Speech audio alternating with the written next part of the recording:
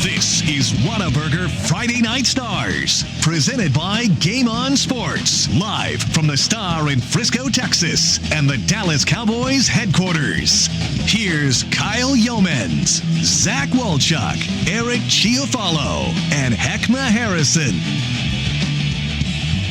Back here for Whataburger Friday Night Stars. It's week 6 of the Texas high school football season, and my goodness, we are off to a hot start in this one. Plenty of games to talk about around the area. Glad you're back with us here in our overtime show, 9 to 11. Let's take a look at some of the top plays from around the area as we get into our overtime show. Starting things out, PCA quarterback Jacob Switzer. Watch this, stiff arm, get off the defender, turns around and he throws it right up the middle. What a pass. On a rope, Switzer. No doubt about it. Tristan Smith, touchdown, Duncanville popping out of the pile and finding Pater. Oh, what a beautiful shot. Easy money. Looks good, no doubt about it. And Duncanville looks really good right now. Hebrons. Was that Malachi? Rutherford. That is. No, that's Rutherford. Oh, I thought. Oh No, my not, gosh. Not Malachi. For a second, I thought that was Trinity getting scored. a big hit. Yeah. What I a got Birdville and Grapevine. Yeah, Birdville with the hit. That was Armstrong coming and laying the wood. This is Dayton Tony. Touchdown catch for PCA. Off to the races down the near sideline. And then capping off our top plays so far on the week 6 edition of Friday Night Stars Overtime. Duncanville's Crowell, 50-yard touchdown over the top of the defense. Secondary can't defend. The Making it look easy. Jaquinton Jackson doing it with his arm, Heckma. JJ. Look at that. They are up big right now, to say the least, Fantastic. over Skyline. It's been an impressive day. Shout out to our reporters, man. Just getting great shots. coverage. Oh, yeah. All over the No place. doubt. And that's what makes Whataburger Friday Night Stars great, is that we get the up-to-date highlights from everything that really is need to know around the DFW It's area. amazing, That was man. better than Sports Center top 10 right there, That was boys. awesome. Goodness gracious. He's Eric Chiafalo, Heckma Harrison, Zach Wolchuk. I'm Kyle Yeomans here with you for Week 6. And one game that we talked about in extensiveness throughout the first show, but we're going to get into it even more now. How about Denton Guyer and Southlake at the halftime break? Southlake Carroll leading the Guyer ball club in really what has been a back-and-forth game. Guyer jumped out in that one, and the Wildcats had a 14-0 lead. What happened to Guyer? Second quarter, Southlake Carroll started to figure it out, and they moved the football, got a couple of quick scores late at the end of that first half to make it 25-21 at the halftime break, Carroll. But you knew this one, it's going to be close. It'll have some lead changes, and John Walsh and Denton Guyer has always been a second-half team. I'd expect them to come out and correct some of those issues because it really was a tale of two quarters. First quarter, dominated by the Wildcats. Second quarter was really all Dragons, and an impressive job by them. Blake Smith, who had the nail dagger last year in that trick play to beat Guyer, Big tight ended up end. having a 6-yard touchdown catch to put Southlake Carroll up at the halftime break. Now, I think everybody knows it's going to be a close game, but yours is playing out of his mind right now. Exactly. That's what I wanted to get to right that there. guy, and we knew he had to have a big game. But guys, I'm telling you, I want to put something in the universe right now. So this is going to be a close game. What if Guyer does their own trick play to win the game? Returning the favor a little bit. Isn't it? I would love that. Wouldn't that be good? Oh, my I know gosh. you like that, Chuck. That'd be good that stuff would right be there. a nice little wrinkle in this Friday night. I'm in yeah. on that. I'm in on that. Listen, Eli Stowers on the flip side, only completing 50% of his balls, 69 yards through the air, 2 touchdowns. So it seems like, and Kadrick Cobbs has ran the ball pretty well, 7 yards a carry, 114 yards and a touchdown. It seems like that Southlake defense that we knew was good coming in, they've sort of allowed Guyer to run the ball. It's almost like what they wanted them to do, run into us. We're not going to let Eli Stowers and Seth Metter and these guys beat us down the field. We think our offense can go and throw it all over the field and score a bunch of points, and you've seen that with Ewers. But the defense are going to say, you know what, Guyer, if you want to go ahead and run that football, that's totally fine. We're not going to let you throw against us, and we're just going to outscore you. Yeah, it's a bend but don't break mentality for Southlake because of Kedrick Cobb. But the truth is that once you get into the fourth quarter with Kedrick, he's going to be melting. That's his money quarter. Yeah. I find it interesting. We talked about the outstanding offensive line of Carroll, and they only have 54 yards rushing. Now we know they are without their top 2 rushers, but really all their offense has been through the air with Ewers passing the football. So they found some holes in that secondary of Geyer, no question about it. We'll see if the Wildcats can make those corrections coming in the second half. But I agree, Heckma. You've already proven that you can sustain the run game. You've got 114 yards with your lead dog in the first half. He's just going to eat in the second half, and that can set up that read option with Stowers running as well. Stowers isn't a guy who's run a whole lot tonight. He certainly has that capability. Not that Ewers does it on the other side, but that read option can be scary in the second half for Geyer. And here's a look at that touchdown from Guy Frazier at the ball game. And this looks almost kind of reminiscent of that final play to the far sideline looking for Blake Smith. Just a tiptoe in the end zone. A fun play overall. And South Lake Carroll continues to lead Denton Geyer in that one. We'll continue to give you updates. Man, that's going to be fun. That's going to be fun. And the thing is with Guy Frazier there, a lot of the games, I guess, with that game specifically, if something does happen like a trick play to kind of go full circle, he's going to be right up on top of it. So we'll talk to Guy here in a little bit as well. Another game that we highlighted in the pregame show, but we'll also want to get into here, Hebron and Coppell in a little bit of a battle back and forth. And Coppell kind of coming back late in that first half, but Hebron continues to lead in this one. But been a pretty good ball game overall between the Hawks and the Cowboys here. Yeah, Hebron came out. They scored first. They struck first. They came back 14, had them 14-0, and Coppell made it an interesting game. You guys were talking about Schumann, what he was going to do. He's come in. He's been pretty hot. He hadn't thrown for any touchdowns, but he has 128 yards. But the story of the game is literally Hebron's quarterback, Carson Harris. He is Mr. And Everything. the big play. Yeah, he is Mr. Everything for Hebron right now. It's going to be a tough game. You know it from Hebron's defense at this point where they got a big enough lead. They're going to try and shut this Coppell offense down. Nick Frazier, we said it coming into the game, the junior wide receiver for Hebron. He's their good outside threat. We know they run the ball really well with Carson Harris and Jalen Lott and Isaiah Broadway and those guys. But Nick Frazier coming into the game, 31 yards per catch and 3 scores already this year. He's got 2 catches for 115 yards so far in this game. You said it, Walter. One of them, the an big 85-yard touchdown. The big play. Frazier is a big play guy. Carson Harris, we know he can get the job done, with his legs, but 173 yards, 2 touchdowns, no interceptions in the first half. That's what I was wondering, if that young Coppell offense could hang with all these studs that they have. Frazier on the outside and all the running backs, and by the way, you got to account for Harris on the ground as well. And really, Coppell's done a good job stifling the run game for Hebron. They really haven't gotten it going. Carson Harris is their leading rusher with 30 yards. He does have a short touchdown run, but they've slowed down Jalen Lott, who's only got 24 yards, and they've shut down Isaiah Broadway with 17. And you're right, Heckma, I thought Jalen Lott would, with his ability to not only run the football, but as a receiver, he's only got 1 catch for 10 yards. So it really has been the big play, and then Carson Harris sustaining drives with his legs. They actually just scored to widen that lead a little bit. So it's 21-13 still. Hebron on top of Coppell. But, hey, the Cowboys are fighting in this game. It's still just a 1-possession game. You get that 2-point conversion, but that's been the question mark with Coppell, right? And you're looking to see if Schumann can answer that, but can that offense go ahead and score and hang with a team like Hebron? Well, I don't know. I mean, they still haven't really gotten that passing game going, so we'll see in this fourth quarter. Still a lot of football left, but Hebron doing what we thought they'd do. That's one thing that to say, doing what they thought they would do, but Coppell is not out of this football game. It's not like Hebron's putting Coppell away. But I thought it'd be a close game. You thought so? Okay. Yeah. Because I mean, at least from the feel of early, right? I did pick Coppell, but I think going into it, a lot of people saw this as Hebron with an opportunity to kind of blow out Coppell and kind of distance themselves from that. But I don't think that's necessarily the case. There might have been a lot of people that just didn't think Coppell was very good, but I just always look at Coppell football and know that they're a tough out.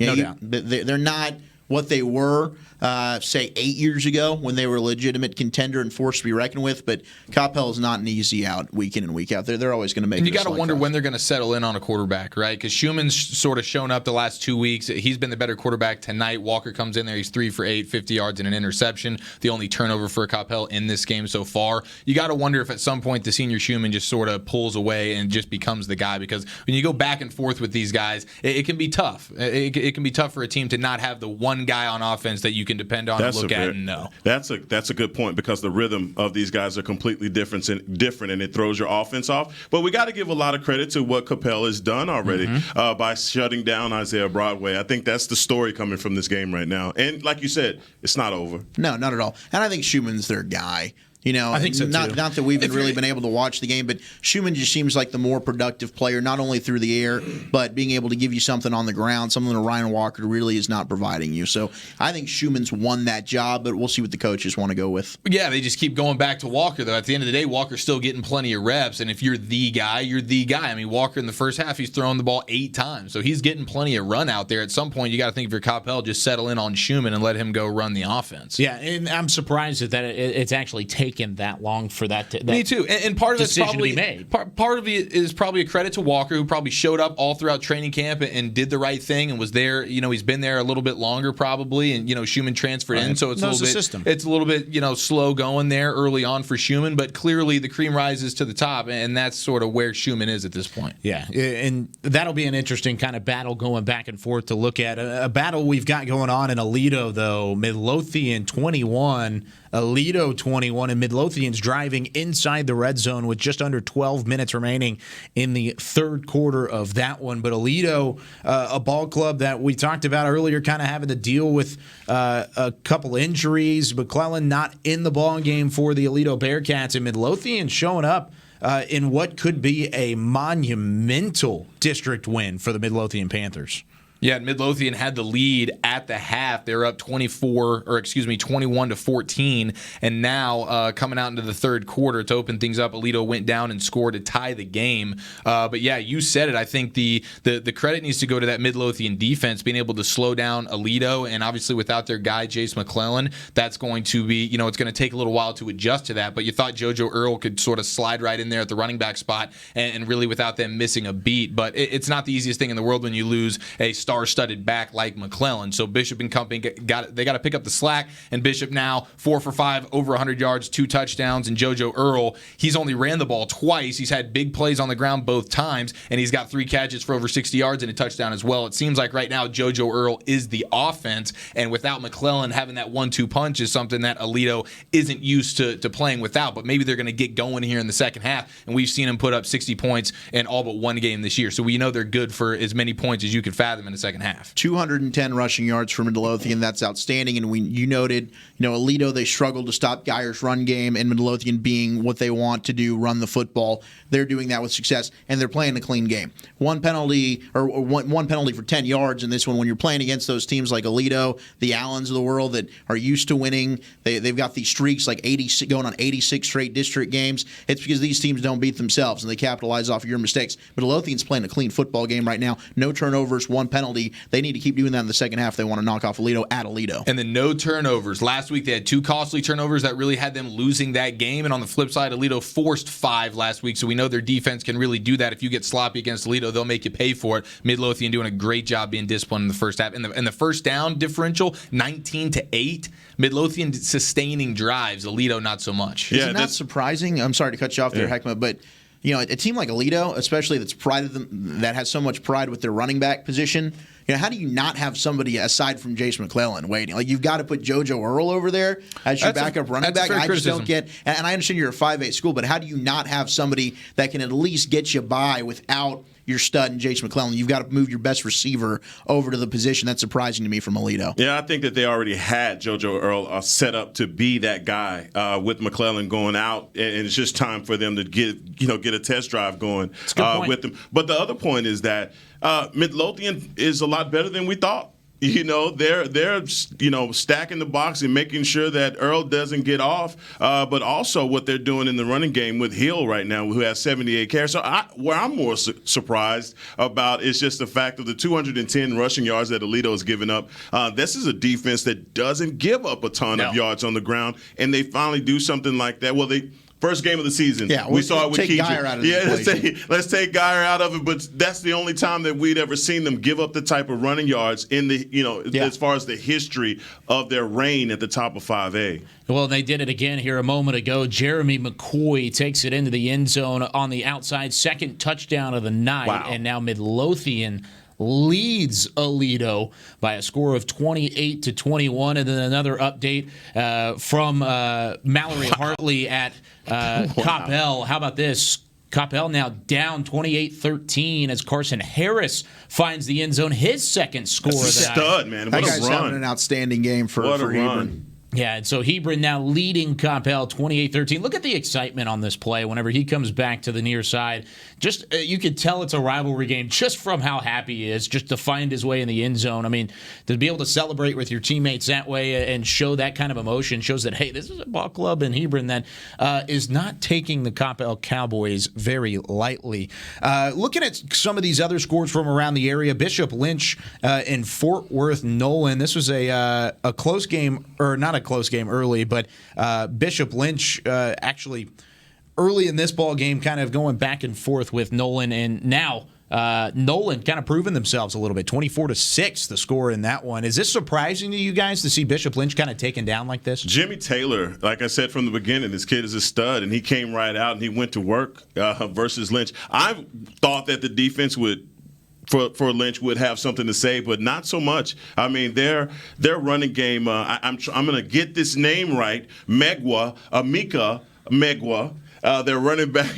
Nailed it, bro. Thank you. You want to go for Irene's name? You want to try Irene? Nah. I'm stay where I am. Stay in my lane. 107. He has 107 yards on the ground right now, and that's again that's a part of the difference. Bishop Lynch just doesn't have anything right now, and it's surprising to me to that degree that they're not putting up more of a fight. But into the fourth quarter we go. Yeah, and this is bad for Lynch because they can't throw the football. Michael White, their quarterback, 3 of 11 for 8 yards. Tough sledding out Somehow there. he's got himself a touchdown pass, but it was a 6 of the 6-yard variety. Wait a minute. What? Yeah, he's got one touchdown pass to Buzz Jurdy, who has one catch for 6 yards, and it is that touchdown. All Lynch can do is run the football right now. Darius Boyd, 19 carries, 109 yards. So them now to be down multiple scores, clearly they are inept when it comes to throwing the football. This is a bad situation for Bishop Lynch. And, we talked about it. Heckma, you and I agreed. Maybe Lynch's defense could find a way to slow down Nolan, but Fort Worth Nolan's offense is a cruising, and your man Jimmy T is the reason for it. Yeah. My man JT Money is what I call it. JT Money. Let's get those shirts made, Fort Worth Nolan. JT Money. The money man. Looking at Fort Worth All Saints and Prestonwood, of course, this was one of our pick'em games early, and Prestonwood kind of jumped out on top of Fort Worth All Saints in this one, but now that it's kind of settled a little bit, now you see that the Lions have taken that 37-17 lead. Is this an All Saints squad that might have kind of peaked early here in 2019? Well, they're missing their quarterback, man, and Say his name. I Come on, feel say his name. Say his name. Say his I feel name. for him. You want me to say his Say name? his name. Who are they missing? Hamp Fay. Ham Fay. Hamp Fay. Hard my to play guy. without Ham Fay. That's right. And so without him, Matthew Epperson, he steps in. He's a young guy. win? Put Fay in. Yeah, well, Epperson, unfortunately, 3 interceptions last week really cost All Saints that way, and then this week he's got 2 already in this game, and that's really the story for All Saints. They turn the ball over too much without Fay. Fay is one of the best passers in the area, and without him in the lineup, this All Saints team just cannot seem to get it going. And on the flip side, and we saw Switzer really getting it done through the air tonight, and we know how he is with his legs, but it looks like he's starting to maybe come into his own as a passer. So the Prestonwood offense is looking as good as it really has all season long with a lot of big plays, and it's nice to see them getting it done through the air. But All Saints, I feel for him. You're without your starting quarterback. I think if Fay was in this game, you'd be looking at a much closer game, if not, All Saints on top right now. Agreed. 2 interceptions there for Epperson. That hurts, especially when Jacob Matlock's running the football very effectively. 26 carries, 159 yards, and a touch for him. But for PCA, you just stack these programs up against each other, and I just feel like for Prestonwood Christian, especially being at home, they're just a program who's run taps over the last decade to decade and a half. I know that they didn't make it last year, but PCA is just a tough team to go on the road and beat, especially here to the mid to late part of the season where they've gotten off the ruts. They kind of know who they are as a team, and you're starting to see Switzer now really hit his stride. And I think that's a big thing, like you said, just to the program as a whole. I mean, there's a there's an expectation there. If you're PCI, I mean, state champions a couple years ago at the TAPS level, had a good year last year. They've put up college prospects seemingly year in and year out. Now you've got a young quarterback. You're trying to fit him into a scheme and trying to kind of figure out, like you said, the identity of who you are. Usually, if there's a PCA squad and they've got their identity figured out, they're going to be pretty darn good. Absolutely. And you're starting to see that, I think. A little And good to see Preston Wood, not turn the football over as much. Only one turnover tonight. They had 9 in their previous 2 games. You love that stat. Yeah, I mean, 9 turnovers in 2 games, that's bad. No, it is. It is not good. But also, you look across the board at TAPS, it doesn't seem like we've got a ton of elite offenses right now outside of Parrish. So you got Parrish and Prestonwood. The rest of it's a very defensive-led conference, if you will, there. So those 2 teams, I think, might have a leg up on the competition, especially Prestonwood, whose defense has been pretty darn stout all year long. So they might be the most balanced team in TAPS right now. One team that's looking pretty balanced tonight, at least, and kind of leading into their marquee matchup next Thursday, is that Frisco Independent squad across the way at the Ford Center here in Frisco. They currently lead Frisco Heritage by a score of 49-7. Oh, check that band out. Oh, and it was brief. It was so pretty great. Big early too. Yeah, that band's pretty solid earlier. They were definitely entertaining. You and I need to get out there and get a band package on. I think so too. I'm down to do it. You want to do it next let's week? Make it happen. Let's do it next week. They play on Thursday. We'll do a Lone Star versus Independence. I'm in. And I'll tell you what, I've been watching this game, and when we went over and watched a little bit of Braylon Braxton is so impressive. I mean, he opens up the game with a 60-yard dime. I mean, the kid has an arm. And Kyle and I saw him live last year against Little Elm. Yeah. And he was really kind of growing into himself as a passer. It was very similar to what we've seen from maybe like a Jaquindon Jackson last year. You see these kids. He was a run-first guy. He was a initially. run-first guy, and you could tell he had the ability, but the accuracy and consistency just wasn't there. He's taking his game to another level. This kid is pass first, and he is just throwing dimes all over the field. There's really not a throw that he can't make. It's scary because he's already had the athleticism and running ability. Braylon Braxton, depending on, and we'll talk to Coach Diggs or Professor Diggs, where Independence might align there come postseason bracket-wise, but depending on where they're slotted, Independence is a team led by Braylon Braxton. You never know. That's a tough team to face. And we're going to try and talk about Braylon Braxton a little bit more specifically later. I believe we're going to try and get Kyle Story, head coach of Independence, in studio with us whenever this game concludes here in 9 minutes and 45 seconds. Fantastic. So we're going to try and do that and talk a little bit more about this game in depth with the head coach of the Knights coming up a little bit later. We're going to take a quick break here on Whataburger Friday Night Stars. We are diving into Week 6 of Texas high school football with scores all the way around the area, highlights as well. We'll keep you posted. By the way, end of the third quarter, South Lake Carroll leading Denton Guyer 32-21. The score in that one, as Guyer has some work to do in the fourth. When we return here on Whataburger Friday Night Stars.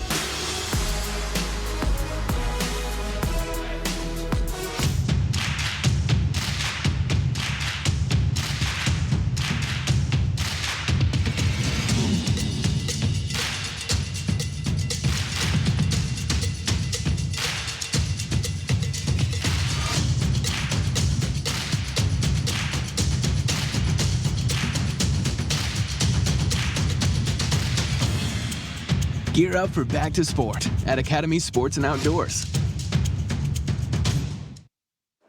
It's game day. A day that should be spent in the living room, not the kitchen.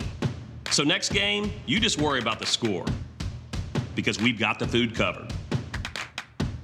With hand-battered, cooked-to-order, always fresh, never, ever frozen chicken fingers, craveable cane sauce, crispy crinkle-cut fries, and jugs of freshly made tea and lemonade. Raising Cane's Chicken Fingers, one love. Go Cowboys! It's in all of us, and we won't hold it back. Not one little bit. Nope, we embrace it, letting it fuel our passions, pushing us deeper than we thought possible and keeping us curious. It's what sets us apart from the herd. It's how we come up with the ideas that make people say, why didn't I think of that? See, when you nurture the creativity and passion that's in all of us, you'll learn nothing is out of reach.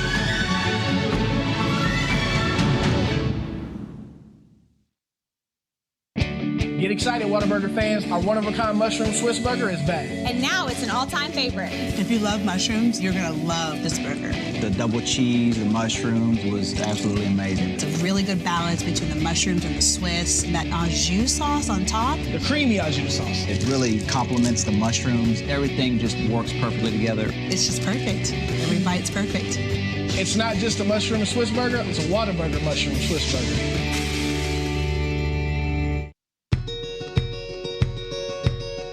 Hey, I'm Jack. We started SeatGeek because we want fans to have a better, more transparent ticket buying experience. With SeatGeek, you can see the best deals and buy tickets, all with a price match guarantee. The only thing we can't guarantee is that your team will win.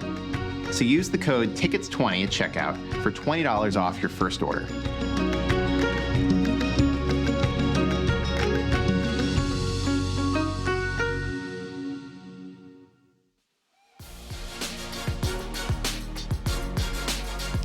Look inside the locker room here at the Ford Center in the Star in Frisco, Texas, home to the Dallas Cowboys. They'll be taking on the Green Bay Packers at AT&T Stadium on Sunday. Should be a fun one. And Aaron Rodgers back in town. Public enemy number one, it seems like, for Dallas Cowboys fans. But he's back, and another chance for the boys to try and put one on number 12. But we'll see how that goes come Sunday afternoon. We've got plenty of games to get to tonight. Frisco Lebanon Trail on the road against Lovejoy, and we talked about this as what could be a statement game for Frisco Lebanon Trail trying to establish themselves. Right. Yeah, that didn't work out, guys, because Lovejoy jumped out in this ball game pretty quickly, and since then Lebanon Trail's found the end zone a couple of times, but this was all Lovejoy very early Sounds on. like my over-under wasn't too bad then, fellas. You were not. I dumped on you a little bit there. Yeah. You went for it was it. pretty solid. 42 straight points to open the game for Lovejoy before Lebanon Trail was able to get it going. But R.W. Rucker has continued his brilliant campaign, 19 of 24, 4 touchdowns, passing 240 yards. He also tacked on a little bit of rushing yardage as well. And I think he's been relieved by Noah Naidu, who has also thrown for a couple of touchdown passes. So 6 touchdown passes total for Lovejoy, and a rough outing, to say the least, for Lebanon Trail. But how about the Lovejoy Leopards after a 3-overtime defeat, Eric? You wanted to see kind of how would that play out to Denton Braswell last week. Well, Lovejoy, a resounding comeback victory here tonight. If there's one thing you want to knock late in the game, I guess maybe their run defense has been a little bit susceptible as Lebanon Trail's run for a couple of touchdowns. But other than that, very impressive display by Lovejoy as they look to get back on track within this district. Yeah, we're looking for things now at this point. If we're talking about their defense, who knows? Yeah, we're looking for something at this point. Is it first team, second team, third team? You get up 42-0. It allows everybody to get in there and get some playing time. Yeah, we talked about from the beginning Lovejoy and their disappointing start to their season because we're used to them being such a dominant team. But you said R.W. Rucker is the difference in this one. Noah Naidu, is that your guy? Who's come in for Naidu? I don't know if he's my guy. Naidu. I can't. Maybe. I think that's Naidu, what you said the first time. Naidu. I don't trust myself anymore, You've switched man. it up. I'm just trying to make sure I get this right. Naidu. Nay or Nye. He's a stud, though. Bottom line. He's best. Do or you don't. Best backup in Well, DFW. he can run. He runs really well. Also, like Does it's he? not. Yeah, not. I mean, he leads right now. He's got well over 100 yards on the ground. So Naidu is getting it done. Yes, sir. Best athlete on the team. Claiming it, There naming you go. it. There No, it I is. think it's probably still Rucker. He's their best player. By the way, first Friday final here of Week 6, Prestonwood takes down Fort Worth All Saints. That game has now gone final. Shout out to the Switzers. Yeah, the Switzers get it done, and Prestonwood PCA gets it done as well. Looking at this one, Grapevine and Birdville, and this was an interesting one from the get-go. Kind of Birdville's ball game to lose, it seems like, at home. Rivalry matchup, and they have definitely turned it on, at least over the last couple of moments. A tweet a couple moments ago from Joshua Price. Birdville just intercepted Grapevine in the red zone to kind of put, he says, the nail in the coffin. 31-21 is the score in this one, and Birdville looks pretty good in this ballgame. I mean, this is a stout Mustang squad that has put up some numbers offensively, but the defense from Birdville has definitely held their own. Yeah, what I say, in Stone Earl I trust. Yeah, no, you're right. And big game for him. I figured, and again, without mixing, we don't know what's going on. We don't get injury reports or anything like that. But that's big to still be playing and having the success that they're having. They've gone with Damari Walker as their running back. He has 156 yards on the ground today. So they're still sticking to what they do best. But Stone Earl, man, 237 yards, 4 touches. And he's spreading the wealth. He's got 4 different guys with a touchdown reception. So gosh, those counting numbers. Yeah, they're fantastic. So yeah, no question. It's good to see them get it done without Ladarius Mixon and their defense stepping up, making big plays. We know their defense, they lost some guys, especially at the outside linebacker spot, the back end, and the safety spot. So it seems like maybe that defense is starting to grow a little bit as well as the season goes on. And they graduated a lot of talent on that defensive side of the football a season ago. So for Birdville, they're finding their stride. But again, Austin Alexander and Grapevine, just a team that I think will struggle to pass the football. 99 yards passing. They do have 2 touchdowns and an interception through the air from Alexander, but that defense of Birdville starting to flex their muscle. Relatively clean game. Only 3 combined penalties for both teams. I think that's pretty impressive. Hey, thank you to the refs for swallowing the whistle. So, yeah, hey, you know what? I think the NFL refs could do more of that, too. Amen. But clearly, Birdville has just dominated this football game. You look at 24 first downs to 8. Yeah. They've had consistent long drives, whether it's through the air, on the ground.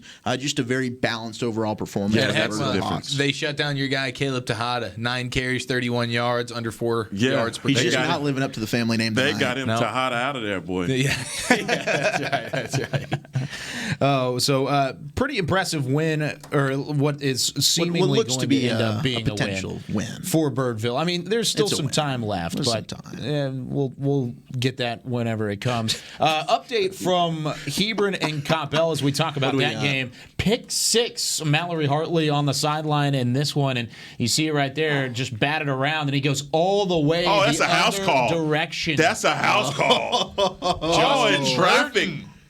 That's unfortunate for Mallory. Man. She was waiting for Coppell to score there, and then Hebron takes it all the way. She hung tough, baby. Good job, Mallory. Hebron pulling away here in the fourth quarter. Yeah, that's exactly right. Pulling away 35-13 in the fourth quarter. Coppell was only down by a score at halftime, or actually by 4 points at halftime. Hunter's got a cannon. Only tacked on a field goal here in the second half, and it really has been a statement game for the Hebron Hawks and what they've been able to do tonight, and really a District 6A ball game that, like we talked about earlier, could have playoff implications on which team's going to find their way in. We'll talk to Professor Diggs about it more specifically here in a couple moments. But he's a huge Coppell fan. Yeah, definitely big time for Hebron being able to kind of turn things around on Coppell in that second half there.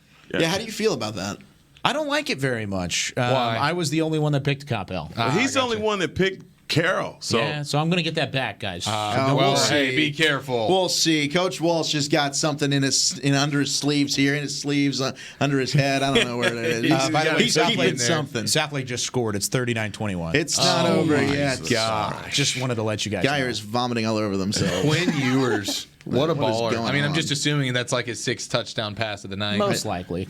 But just an impressive win for Hebron overall. Keller Timber Creek in Keller, the Indians taking on the Falcons in this one. And Keller early on did not they didn't let up. Let's just say that about this ball game. And overall in District 5 6A, the Keller Indians taking care of business in this one and didn't really look back from the get-go overall. But looking at Mesquite Poteet and Sherman, we were kind of hyping up the Sherman squad as well, but Mesquite Poteet, they got out on top of Sherman in this one. Is this surprising at all? Is it maybe Seth McGowan being able to come back and put Mesquite up there? With it. It's amazing you struggle to just really do anything on offense, then all of a sudden, here comes my star running back, Seth McGowan, my OU commit, feeling fresh for district play. Yep. All of a sudden, the Poteet Pirates, they look like they're pretty darn good again in 5A football. What do you say, fellas? Yeah, 192 yards, over 9 yards a carry, 2 scores for our guy McGowan. And like you said, fresh legs to start off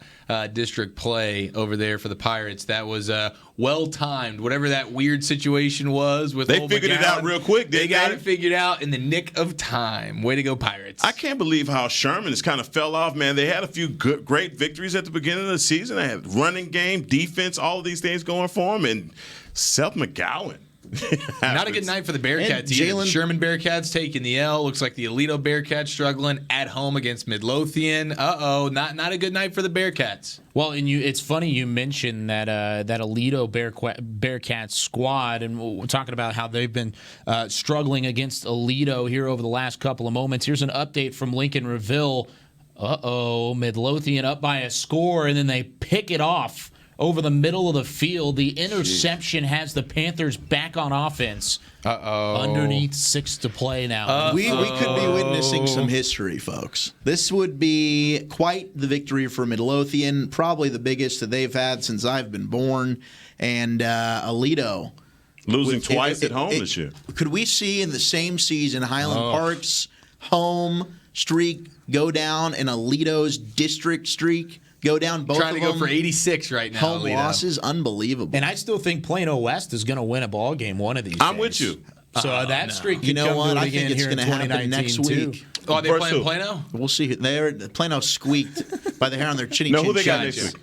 Who they got next week? I think they got Boyd next week. Boyd, we gotta could happen.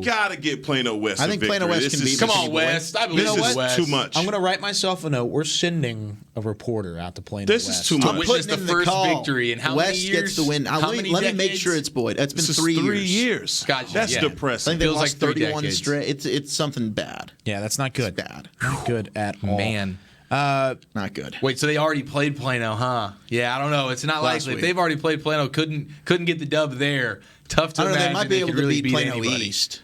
Yeah, I don't know. We'll talk to the professor East about isn't that. too one. Wow, you see how he threw that? Yeah, He's that sneaky. was good. I like He's that. sneaky. I like this one. that. He is. Yeah. No, he's if you can figuring beat it Plano, out. that's quite the accomplishment. They're just so good. Let's go West. Okay, these teams aren't playing. Can we move on? Yeah, we're okay. Yeah, that's fair. PISD is off These are this two. week. These are two teams that are off. I will check on at the Plano moment. West schedule, though. Okay, thank you. Moving on to Rowlett and South Garland, a Rowlett squad who we talked about earlier in the season, kind of coming on strong, but since then has kind of fallen off a little bit. South Garland, though, not having the best night passing the football. 38 total yards through the air. Not going to get it done, though, for the – are they the – how do you say that? The Colonels? The Colonels. Nah, they're not the Colonels. No. Yes, Not going to get it done for South Garland. They're the overall. Colonels. Colonials? Colonials. That's how No, you they're say not the Colonials, fellas. They're I not a think they're golf the- tournament, no, I gentlemen. think they're the Colonials. They're the Colonels. Are you sure? I feel relatively confident, but We are just. But let's I'm just gonna let's let you be done guys with this conversation, fellas. Slip Let's into just that move bet on yourselves, and seamlessly. it is McKinney Boyd. It is McKinney Boyd. Oh, for Shout Plano out to West next South week. Garland though, because last week they only put up 109 yards total of offense. This year this week they broke the 200-yard mark. So I think that is tremendous progress. They scored 3 points last week, 10 this week. I think South Garland's on the up and up. Rowlett, on the other hand, it's all about Alex Rout. He's their Mr. Everything. We know about Antonio Hull on the outside, but South Garland, I think they're making tremendous strides. Boys. Rowlett with a nice offensive system. Last year was Chase Tupal as their quarterback. Yeah, and Tupal. They were putting up gaudy numbers, and this year now it's Mr. Alex Routh. So the Rowlett Eagles are finding a way to once again put themselves in nice position within that district. Yeah, Rowlett needs this one. And South Garland we just know- tacked on another touchdown. The Colonels? The Colonials? The Colonials and the Colonels. Yeah, that a boy, Colonials. Nice job, fellas. I love it. So we know it's the Rowlett Eagles, but we're still unsure about the Colonials. It's definitely not the Colonels. Okay. It's not It's the Colonels. It's the Colonels. That makes a lot of sense, gentlemen. don't Can we think it's move the on Colonels. before That's you how guys it's make spelled. yourselves That's sound how it's even spelled. dumber? Can we get somebody from South Garland on the phone? Get it They had a figured big out. win tonight. We got to get after them. They're not going to win, but we still want to talk to you. Moral victory, progress, Walchuk, progress. Let's move I am on. a 1 big week fan at a of the time. moral victory. Let's I'll- move We on need to Colonials. one team that has had plenty of mispronunciations over the past couple of years, and that's Euless Trinity leading San Angelo Central 49-24. The score in that one, and Malachi not getting it done. Malachi not doing his job, bro. Man, if only they had a Malachi on the team, maybe they'd be fair. Maybe they'd be all right. Agreed. Good I point, hate you Walchuk. guys to death, bro. Malaki. Well, Blake. my man Malachi's not doing it, man. I really thought they had an opportunity in this one, but they drove a long way to get this one. You thought they had an opportunity? Well, come on. The size-wise, they had all the physicality. Right. I knew they would have problems if they didn't get their offense going. Hey, they strap on their helmets the same to the way long that bus the drives. Trojans Well, do. there's going to be a long bus drive back because I will tell you, man, that these guys put it to them today. How much you guys check out that first down stat? Let's see Louise. here. Holy smoke! I think we missed a number. 23-1. Yeah, I don't think that's correct. No, I think they nailed it back there. I think it's they right. managed 363 total yards and 1 first down. Jeez Louise. 512 yards of total offense now as Trinity's just racked off another big play. Wow. Just, and it's weird because they can't throw. Well, it's not that they can't. They just don't Respect the 121. throw the football, but their run game is just something special. Sick. And they've got 4 different backs that have found their way to pay dirt tonight. It's a variety of guys, but Trinity is just a monster that you better pack your lunch pail because it's going to be a physical, long, grinding game. Don't forget your hard hat, Chuck. Don't forget your hard hat. I've got it attached to me, sir. I'm not forgetting it. Well, Zachariah Don't leave your Moore. headgear at home. Zachariah Moore, 2 touchdowns, 20 carries, 135 yards. He's doing it for him. Marcus Irvin, same thing. Is it Zechariah or Zachariah? Is it Zechariah? Zecharia? It's Colonial. Is it Malachi? Malachi. I swear to God, dude. Is it Dun or Dune? It's definitely dumb. We are losing credibility as we guys. Oh, we're not. thanks, Kyle. Hey, we love high school football. Hey, you love high Professor school football. Diggs is We're having going to fun. just totally bring our credibility from 0 to 100. Oh, you're no doubt about it. Zachariah, bro. Quick update on Southlake Carroll and Denton Geyer. 3:19 left in the ball game. Give me some good news. Southlake Carroll leads Denton Geyer 39-28. However, Geyer did, like we just say, tacked on How many minutes we got? touchdown. How many minutes we got? We had a Geyer touchdown. 3:19 left. They laid the dollar 11-point short game. there. Goodness gracious. They got this. Can I ask you a question, man? You're always we welcome. hadn't given any love to the Panthers tonight at all. Oh. You talking about Midlothian? I'm talking about the Duncanville. How about this? I'm talking about the Duncanville Panthers. You talking about Midlothian? There's a lot of Panthers here. We just talked about Plano East. That's not who I'm talking about. I don't know if you've ever seen this, but there's a list that we go down. We hadn't gone by that list this whole time. Respect the list. Respect the list. We A lot of have- hard work it's- goes in it's- there. Are Look you at the kidding doodles. me? There's It's doodles going on the there. list. Yeah, I doodle on my list, but it's Doodle. There's a method to the madness. The But you number talk one about- team in the state. All right, we can get to them. They're impressive. We'll talk about it coming up after a little bit of a break. Now, Maybe. before we go to the break, I want to show this from Lincoln Reville. Those other Panthers that we talked about, Midlothian. The more important ones? Well, they turned the football over. Oh! Alito has serious? it back. Of course they did. 2 last week, costed them the game. Also, by the way, Denton Geyer just scored. It's a 5-point game. Oh my Eli gosh! Showers How much from time? Remember what I said? Remember what I said. Remember no, what no, I said? you remember The what, trick play. remember what we More like said? Quinn trick Ewers, play. am Give I me the trick right? play. Give me the trick play. 39-34, Southlake leads Hey, Geyer. Professor Diggs, you'll get your dancing baby if they 3:11. come back. There's 3:11 left in the game. By the way, when we come back, Kyle Story joins us in studio from Frisco Independence Okay, on get Friday Night serious. Stars.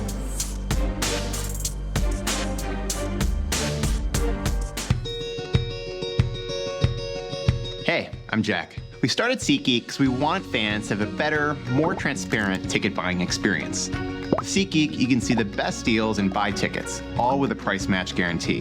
The only thing we can't guarantee is that your team will win.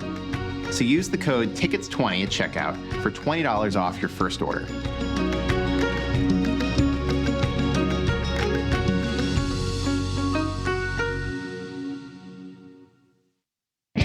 Get excited, Whataburger fans. Our one-of-a-kind mushroom Swiss burger is back. And now it's an all-time favorite. If you love mushrooms, you're going to love this burger. The double cheese, the mushrooms was absolutely amazing. It's a really good balance between the mushrooms and the Swiss. That au jus sauce on top. The creamy au jus sauce. It really complements the mushrooms. Everything just works perfectly together. It's just perfect. Every bite's perfect. It's not just a mushroom Swiss burger, it's a Whataburger mushroom Swiss burger. It's in all of us, and we won't hold it back.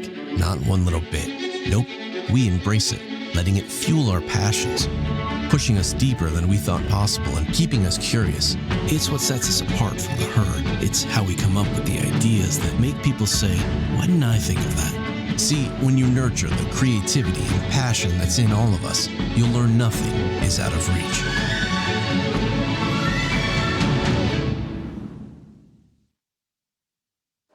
It's game day. A day that should be spent in the living room, not the kitchen. So next game, you just worry about the score, because we've got the food covered. With hand-battered, cooked-to-order, always fresh, never, ever frozen chicken fingers, craveable cane sauce, crispy crinkle-cut fries, and jugs of freshly made tea and lemonade. Raising Cane's Chicken Fingers, one love. Go Cowboys!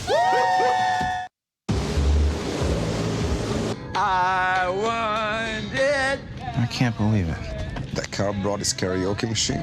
Nothing but a heartache. No, I can't believe how easy it was to save hundreds of dollars on my car insurance with Geico. Tell me why I never wanted you to say. Go, Kevin.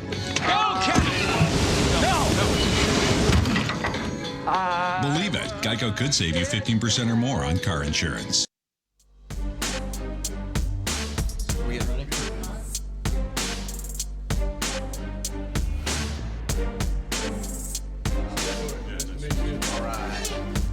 Back here for Whataburger Friday Night Stars as we are joined by a very special guest, Mr. Coach Kyle Story of the Frisco Independence Knights. And I've got to precede that a little bit better. The undefeated Independence Knights. Get it right, Give Coach Story the respect he deserves here with his program. They take down Heritage pretty emphatically across the way. And Coach Story, welcome to Whataburger Friday Night Stars, but an impressive showing again from your offense, and your defense on the other side, not too shabby either. Well, thank you. I appreciate that. We felt like we were a little undisciplined tonight. We didn't quite have the focus that we really wanted to have coming into tonight, but we're able to get up 28-0 at halftime. So we were pleased with being able to put some points on the board, but we weren't able to get very many 3-and-outs defensively, and we were a little sloppy and didn't line up correctly a few times. Got some things that we got to get corrected before we look to next week at Lone Star. Yeah, it's a big matchup coming up on Thursday night next week, and we'll get to that here in just a moment. But Braylon Braxton, again, quarterback for you guys, has just been stout this year and once again puts up big numbers. What have you seen from his improvement from last year to this year that's kind of impressed you about your QB back behind center? Well, he's just had a great off-season spring and track season last spring. He's improved himself as an athlete. He's faster and stronger this year than what he was last year. He's grown probably 2 to 3 inches since his sophomore year last year. A lot of people came to our inter-squad scrimmage and said, "Who's your new quarterback?" They didn't know who he was because he'd grown some and was faster. Done much better job this spring or back during spring ball throwing the football and anticipating receivers coming in and out of their breaks and not waiting to see him get open as he did at times as a sophomore. So he's developed in so many areas. He's just been a big-time playmaker on offense and developing into a leader as well for the whole team. So been really proud of Braylon and the improvement that we've seen through him. Now, obviously, Braylon can provide a running game for you with his legs, but you graduated a star running back. How has that process been replacing him this year? Are you kind of going more of a committee approach, or do you have one person that's really taking the reins of your backfield? Well, we kind of got a committee approach right now. Like you said, Logan Brungart graduated last year and did a lot of things for us and helped us in a lot of different areas and kind of carried the team as a senior last year. But this year, Dwayne Orr is a junior for us. He's done a great job. He started most of the games. Jalen Laster is another running back, number 6, that came in for us, and then Reggie Bush is a sophomore. That all of those 3 guys can come in and do. Reggie Bush still has eligibility left. That's incredible. Hey, congrats to you, Coach. That's a star-studded player right there. We're hoping he does grow into that old Reggie Bush that you remember. But he's a sophomore, and those other 2 are juniors, and all 3 of them do different things well and help our offense in different ways. So give us a little bit of explosiveness out of the backfield as well. Well, not only out of the backfield, but on the outsides with McMillan and Wafer there, your wide receivers. They had huge games tonight. How important have they been to your offense and really helping out a guy like Braxton in his second year running the show? those guys have just been dynamic for us so far through the first 5 ball games. They've made plays on balls that some people didn't think they were going to be able to get to. They're really dangerous receivers that can run really good technical routes and get open. And then Elijah Arroyo is another one. They're all big physical type receivers that can run. They've got speed as well. So all 3 of those guys are threats for us down the field, and then they also do a great job of running the underneath routes to keep the chains moving for us as well. Yeah, Coach, I tell you what, I want to let you enjoy this victory because you guys definitely got a big win here. But looking ahead to next week, we know you got a big game coming up versus Frisco Lone Star. Everybody knows about the defense, how tough they are in limiting offense. But you have a guy that's all world. How do you guys put up points versus a Lone Star team that is going to play tough defense and has an exceptional weapon and Marvin Mims? I tell you what, that's a great question because I don't have an answer for that yet. Right on. We had a Bible study this morning with all of our Frisco ISD head coaches and athletic coordinators, and talking to Coach Rayburn, I watched them play last night, and I said, I was thinking that Highland Park's 2016 defense was the best that I'd ever seen until I saw them play last night against Wakeland, and I'm not sure Lone Stars is not better than that one that Highland Park had back in 2016. But they are outstanding. They've got physical, big rangy guys all over the field on defense, and they're all got speed that can run. There's not a whole lot of grass to attack against their defense, so it's going to be a big task for us to find any way to move the chains and put some points on the board against those guys because they're very talented all over the field. And then, like you said, with Marvin Mims on the offensive side of the ball, everybody has to account for him and where they line him up all over the place and get him the ball in different ways. They do a great job of getting him space. But he's not the only threat they've got. The Brogdon running back out of the backfield is a really tough running back, played slot receiver for him last year. And then they've got 2 or 3 other receivers that can beat you at any time, too. So you can't just look at Mims and try to shut him down because all those other guys will hurt you as well. Well, and with an undefeated record to your total so far, lots of confidence with your squad going into such a marquee matchup like that. How much is that going to help you guys throughout a week of practice knowing, hey, this is the chance to prove ourselves in district play, but not only district play, but really throughout the entire state? Hopefully that's going to help us. I think through these first 5 ball games, we have gained a lot of confidence, and we're going to need that to stand up to the number 1 team in the state next week. So hopefully we'll have a good week of practice and be ready to come out and be sharper in a lot of those areas that I was talking about earlier that looked like we were a little undisciplined tonight in some areas that we need to get cleaned up before next Thursday night. No doubt about it. Head coach for Independence, Kyle Story, joining us here on Whataburger Friday Night Stars. Coach Story, thanks so much for stopping by. Congrats on the win tonight. Thank you. Appreciate y'all having me. We're going to take a quick break. When we return, we'll continue looking around the area of Texas high school football here on Whataburger Friday Night Stars.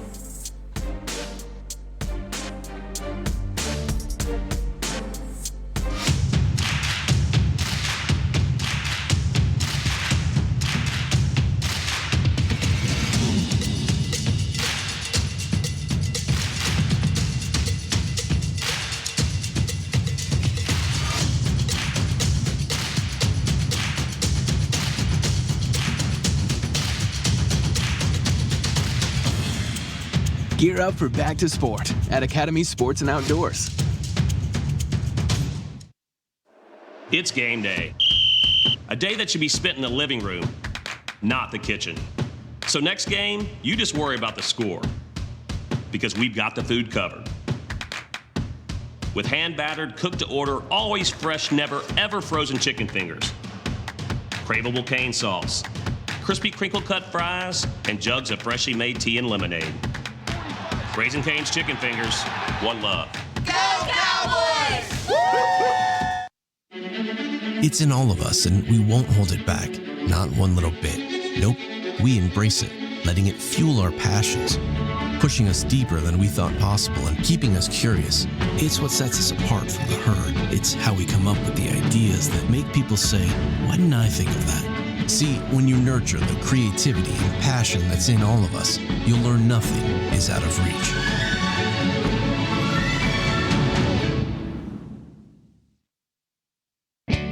excited, Whataburger fans. Our one-of-a-kind mushroom Swiss burger is back. And now it's an all-time favorite. If you love mushrooms, you're going to love this burger. The double cheese, the mushrooms was absolutely amazing. It's a really good balance between the mushrooms and the Swiss, and that au jus sauce on top. The creamy au jus sauce. It really complements the mushrooms. Everything just works perfectly together. It's just perfect. Every bite's perfect. It's not just a mushroom Swiss burger, it's a Whataburger mushroom Swiss burger.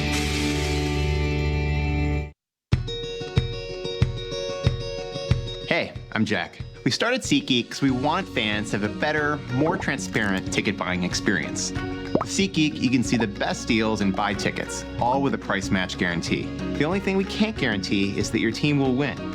So use the code TICKETS20 at checkout for $20 off your first order.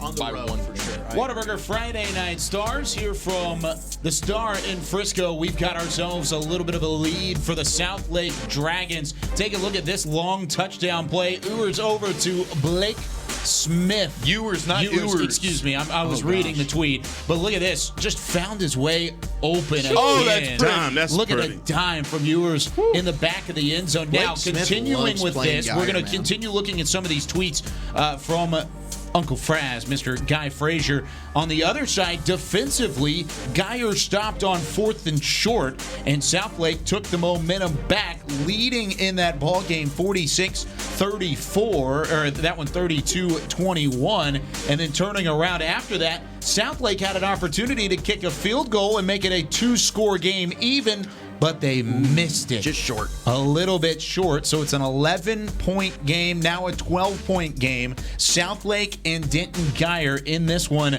a battle in Denton.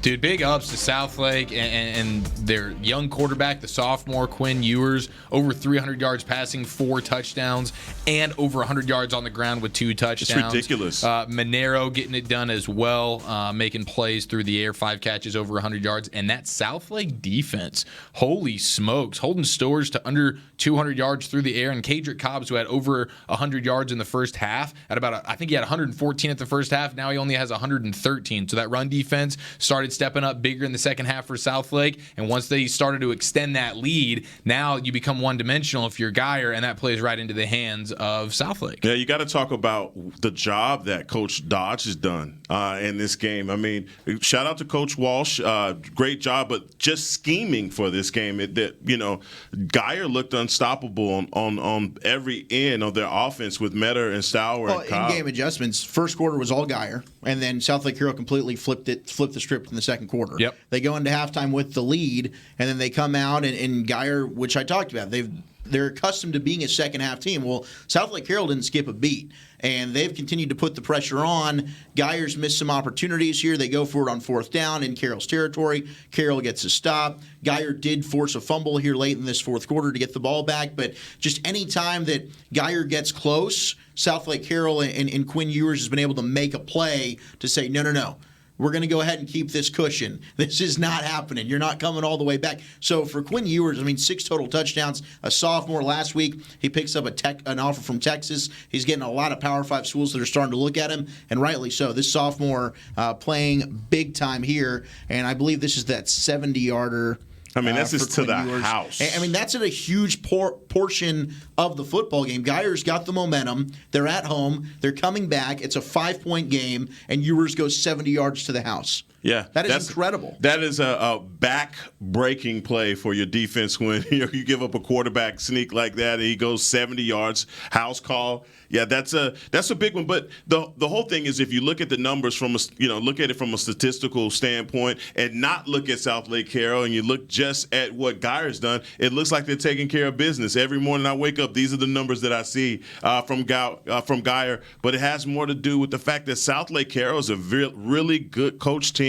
They don't have those, like you talked about, those self-inflicted injuries or wounds that you have versus really good teams. You can't do that. And so they've played close to mistake-free, but it's just a testament to the coaching. Well, Geyer, 4 turnovers tonight. That's going to kill you for that Geyer offense, and that's what they're going to probably look back at. And on the other side, Southlake has had 3 turnovers as well. but for Geyer, 4 at home, that is just really inexcusable. And credit to the sophomore quarterback who hasn't thrown a single interception tonight. Ewers, he's really just been absolutely outstanding. Well, and this game just went Friday final. Southlake comes out on top, so 46-34. Yeah, lucky. And this guy. Are you upset? I am upset. Yeah, he is. Yeah, it's okay. I'm upset. I can't believe you picked. Because you know what? You wouldn't have picked them. It's because we all picked Geyer is the only reason why you picked the Dragons, period.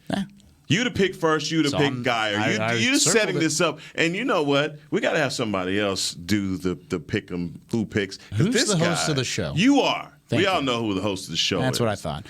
We've got ourselves. Except for Laupius that one week. Yeah, that's true. Laupius he did a great job. Now, I missed that guy. How about this? Let me pause. And we've all messed up tonight in one regard. I'm upset.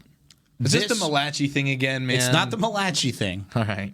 We counted out the Aledo Bearcats, who came back, tied things up 28-28, went into overtime. Ooh, overtime. And how about this? How about it? On the tag board from Lincoln Reville, Midlothian on the offensive side puts it on the turf. No. All the way to the way. How fitting. Finger comes up with the 87-yard fumble return. Oh my God. Finger with the game winner. Gosh. How and about I got Diggs back there tweeting at me about it's the amount of plays run. Midlothian played a clean game for 3 quarters. Then came the turnovers. 2 fourth-quarter fumbles, man. That's why they lost the game last fourth week. Quarter and overtime. Me. Yeah, that's right. Fourth quarter and overtime. Holy smokes. Expect to win. Finger for president. Holy cow, what a play. Isn't that unbelievable? 87 yards. And just when we thought Midlothian had enough juice, they ran out in the middle of overtime. Jeez Louise. 34-28. Panthers had their moments. There's no way that the Bearcat Stadium could suffer another loss this year. It's just the stadium They were going made it in happen. to score and 84 yards the other way. Make it 86 straight district victories in a row for the Bearcats. Almost one for every yard of that Look at football. that. Look at that. Man. Oh, Finger. Out of there. And what is he giving? He's my Friday Night Star. I'm putting it in now. You're going to put it All in. right. We'll still talk about it Maybe in a minute. it's Mike Tavian Brown because always, but I think tonight He it's didn't going have to a Finger. good game tonight. Really? Mike Tavian didn't? Wasn't great. Incredible. That's sad. All right, Man. then Finger it is. But what a game. And Aledo comes out on top in that one. Just unbelievable. And it's crazy That to is think fantastic. about. Like you said it earlier. Could we see a year when the district streak comes to an end? Not so much. I shouldn't have said. I should have just kept my mouth. You should have just waited Midlothian until it wants was to over. punch you in the face right now. Man, I hate that Midlothian, show. you need to apologize. I'm sorry, to Midlothian. Midlothian. 'Cause I was pulling for What you, was to it? be honest. It's your fault. It's just like a no-hitter. You just don't talk about it. You just don't I mean, mention have it. respect for the game. You know, just don't. Golly, don't you should be mention it. you should be ashamed of yourself tonight. So ashamed. Whoa, how fun was that, though? 87 yards. Some other scores that we haven't talked about as much. Let's go Duncanville? into this. No, Mesquite, Horn, and Rockwall. We'll get to Duncanville nonetheless. It'll happen. Maybe. I promise we'll get to You don't have to Duncanville and promise me. Skyline. Promise Heckma. I am. I'm looking He did at all this Heckma. work. We didn't even get to it. We're going to talk Not about even. it. Not even the least. Mesquite Horn 7, Rockwall 45. We were wondering how this Yellow Jacket squad was going to respond after the loss of Jackson Smith-Chiba. And now we got our answer. Yeah, we see that they have responded, and They Braden were Locke's had a just pretty fine. good. Yeah, they've had a pretty good day. Yeah, Zach Henry, well over 100 yards, 2 scores. That's what Nick Harris said was really going to be a key for Rockwall. Getting the ground game going with Henry to open things up for the passing Don't game. even talk about Henry. Talk about Cade Kinkowski. Kinkowski. 3 touchdowns for Kinkowski tonight. You want to know who's picking up the slack for Jackson Smith? It's Kinkowski.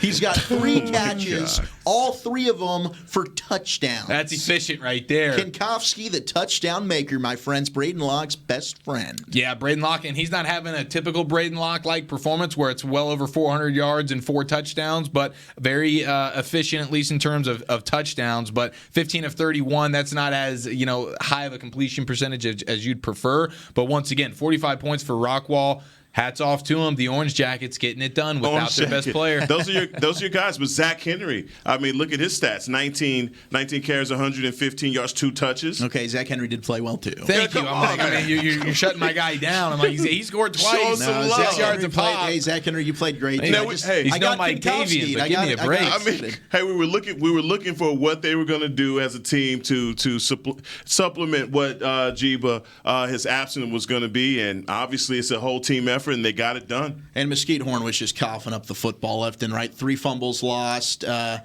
They threw an interception. Gabriel had a pick as well. So, not a great night for Mesquite Horn, and still no Jamal Crawford the third for them. They're outstanding. JC3. Transfer running back. They're still awaiting him to come back in district play. But for Rockwall, nice statement victory after a tough loss on the road to Longview without your best receiver.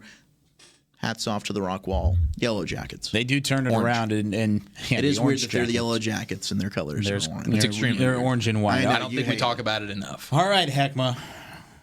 Yes. Duncanville Skyline. Yes. Can we talk about it? Those Panthers on the other side? Can we talk about it? Oh wait, we're not going to break. No, we're not going to break. We're actually talking about it. We had a sponsorship read we needed to get. I've actually got it up on my phone. I'm going to talk about North Dallas Bank and Trust here in a moment. But let's talk about Duncanville and how they've just put it on a good Skyline team tonight, no doubt. Well, I was really impressed by the Raiders. At the beginning of the game, they came out and they met the Panthers at the 50. There was a little jostling going on there. Can I ask you something, though? And I love this. This is starting to get heated. But did you really think that Skyline had a chance tonight? So what happens is when you go to the circus, the guy that puts his head in the lion's mouth does not poke the lion before he does it, right? Oh, so the pregame scuffle is really what did it.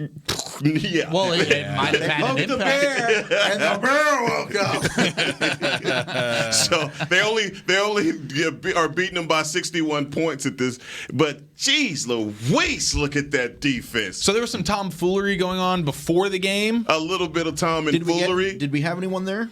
We did. Yeah. Oh, wait, yeah, we did. We do. We'll see if we can get the tomfoolery. And we had a little bit of clip from it. But look, man, 43 yards rushing. Oh, my goodness. I mean, shutting it down all around. 59 yards passing. We had a guy last week. What's my guy that had the one-handed catch? We thought it was Quaylen.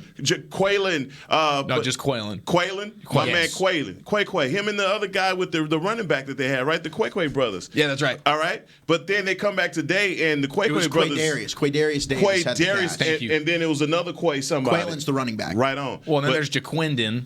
There's Jaquindon, and then there's Trice. 5 touchdowns, Jaquindon Jackson. Right, 5 touchdowns, and he's thrown for a few himself. You also wanted to make sure that he had more than just, he's doing it all with his legs. He's actually throwing this year. How about that? Efficient, 9 of 12. 5 of his completions were touchdowns. Goodness gracious, what a baller! Gosh, Jaquindon Jackson. You think he's going to Texas or something? I don't know. Well, that would be a little bit of it. It'd be well deserved. Awesome. Well, isn't that awesome that the guy who, or like you said, who made the catch last week? Quaydarius and Jaquindon are going to play on the same Texas team come next year. Both UT commits to maybe go play down in Austin. Love Skyline's unis, but that was probably about the best thing for them. And you know what? Duncanville has an easy road to hoe in district play. Well, no matter how you look at it, always wanting to put down the Panthers, over there, Walchuk. They're the number 1 team in the state. There's no putting it down. But they have a cupcake schedule. This was probably their toughest. They don't choose that. This is just the district they're in. This was the toughest district game they probably have all year, and they just put 61 on them. Yeah. Well, I mean, everybody's looking for it. I mean, you talk about last year's disappointment. I love the way that Duncanville's been taking care of their business.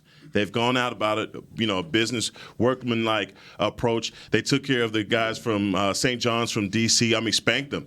We thought that was going to be a bit of a game. It wasn't at all. I mean, it just hadn't been close this year with any of the opponents that's come against Duncanville, and I love it. I love what they're doing. I mean, next week, Lake Highlands, Richardson Pierce, no matter who they come against, okay, you know what they're gearing up for. They know who's good, and I know that they know what's going on in South Texas with Katy and Galena North Shore, so they're looking for them, and they've got to be primed and ready for their matchup.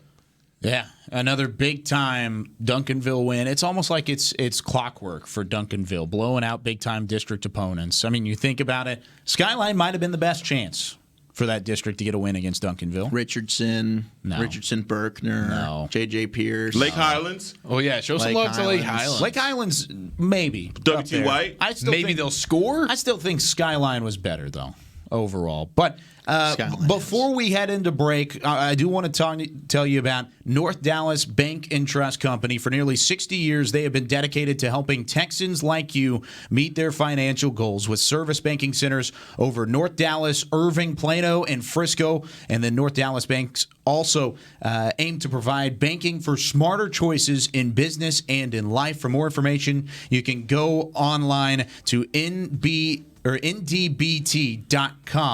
North Dallas Bank and Trust Company is member FDIC. And before we head to break, we've got one more special guest joining us here on Whataburger Friday Night Stars. On the phone, they call him the mayor of Southlake, and well, he's a happy fella tonight. Bill Jones joins us here on Whataburger Friday Night Stars. And Bill, pretty impressive showing, to say the least, on the road. Extremely Okay, impressive. how about that? Yeah, a monumental game and a big win for Southlake Carroll. How impressed were you with the Dragons tonight? Well, just let me put it this way. The mayor of Southlake was not making it up to Denton until he waited until, as he listened to it on the radio, to make sure that they weren't getting blown out by halftime. And then made his way from Southlake up here to Denton when Quinn Ewers, the young stud sophomore quarterback, leads them back from a 14-0 deficit in the first half to give them a 25-21 lead at the half. That's when the mayor of Southlake decided to make the trek to Denton. And in the second half of this game, the mayor of Southlake felt like he was watching Sam Bradford in high school all over again.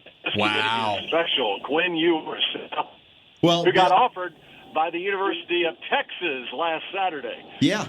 And Bill, Zach Wolchuk here with you. Thank you so much for joining us. And let's talk about Quinn Ewers, who did get that Texas offer. Accounted for 6 total touchdowns, 4 through the air, 2 with his legs. How have you seen him progress from one week to another this year as he's really taken over as the leader of the Southlake Carroll Dragon football team?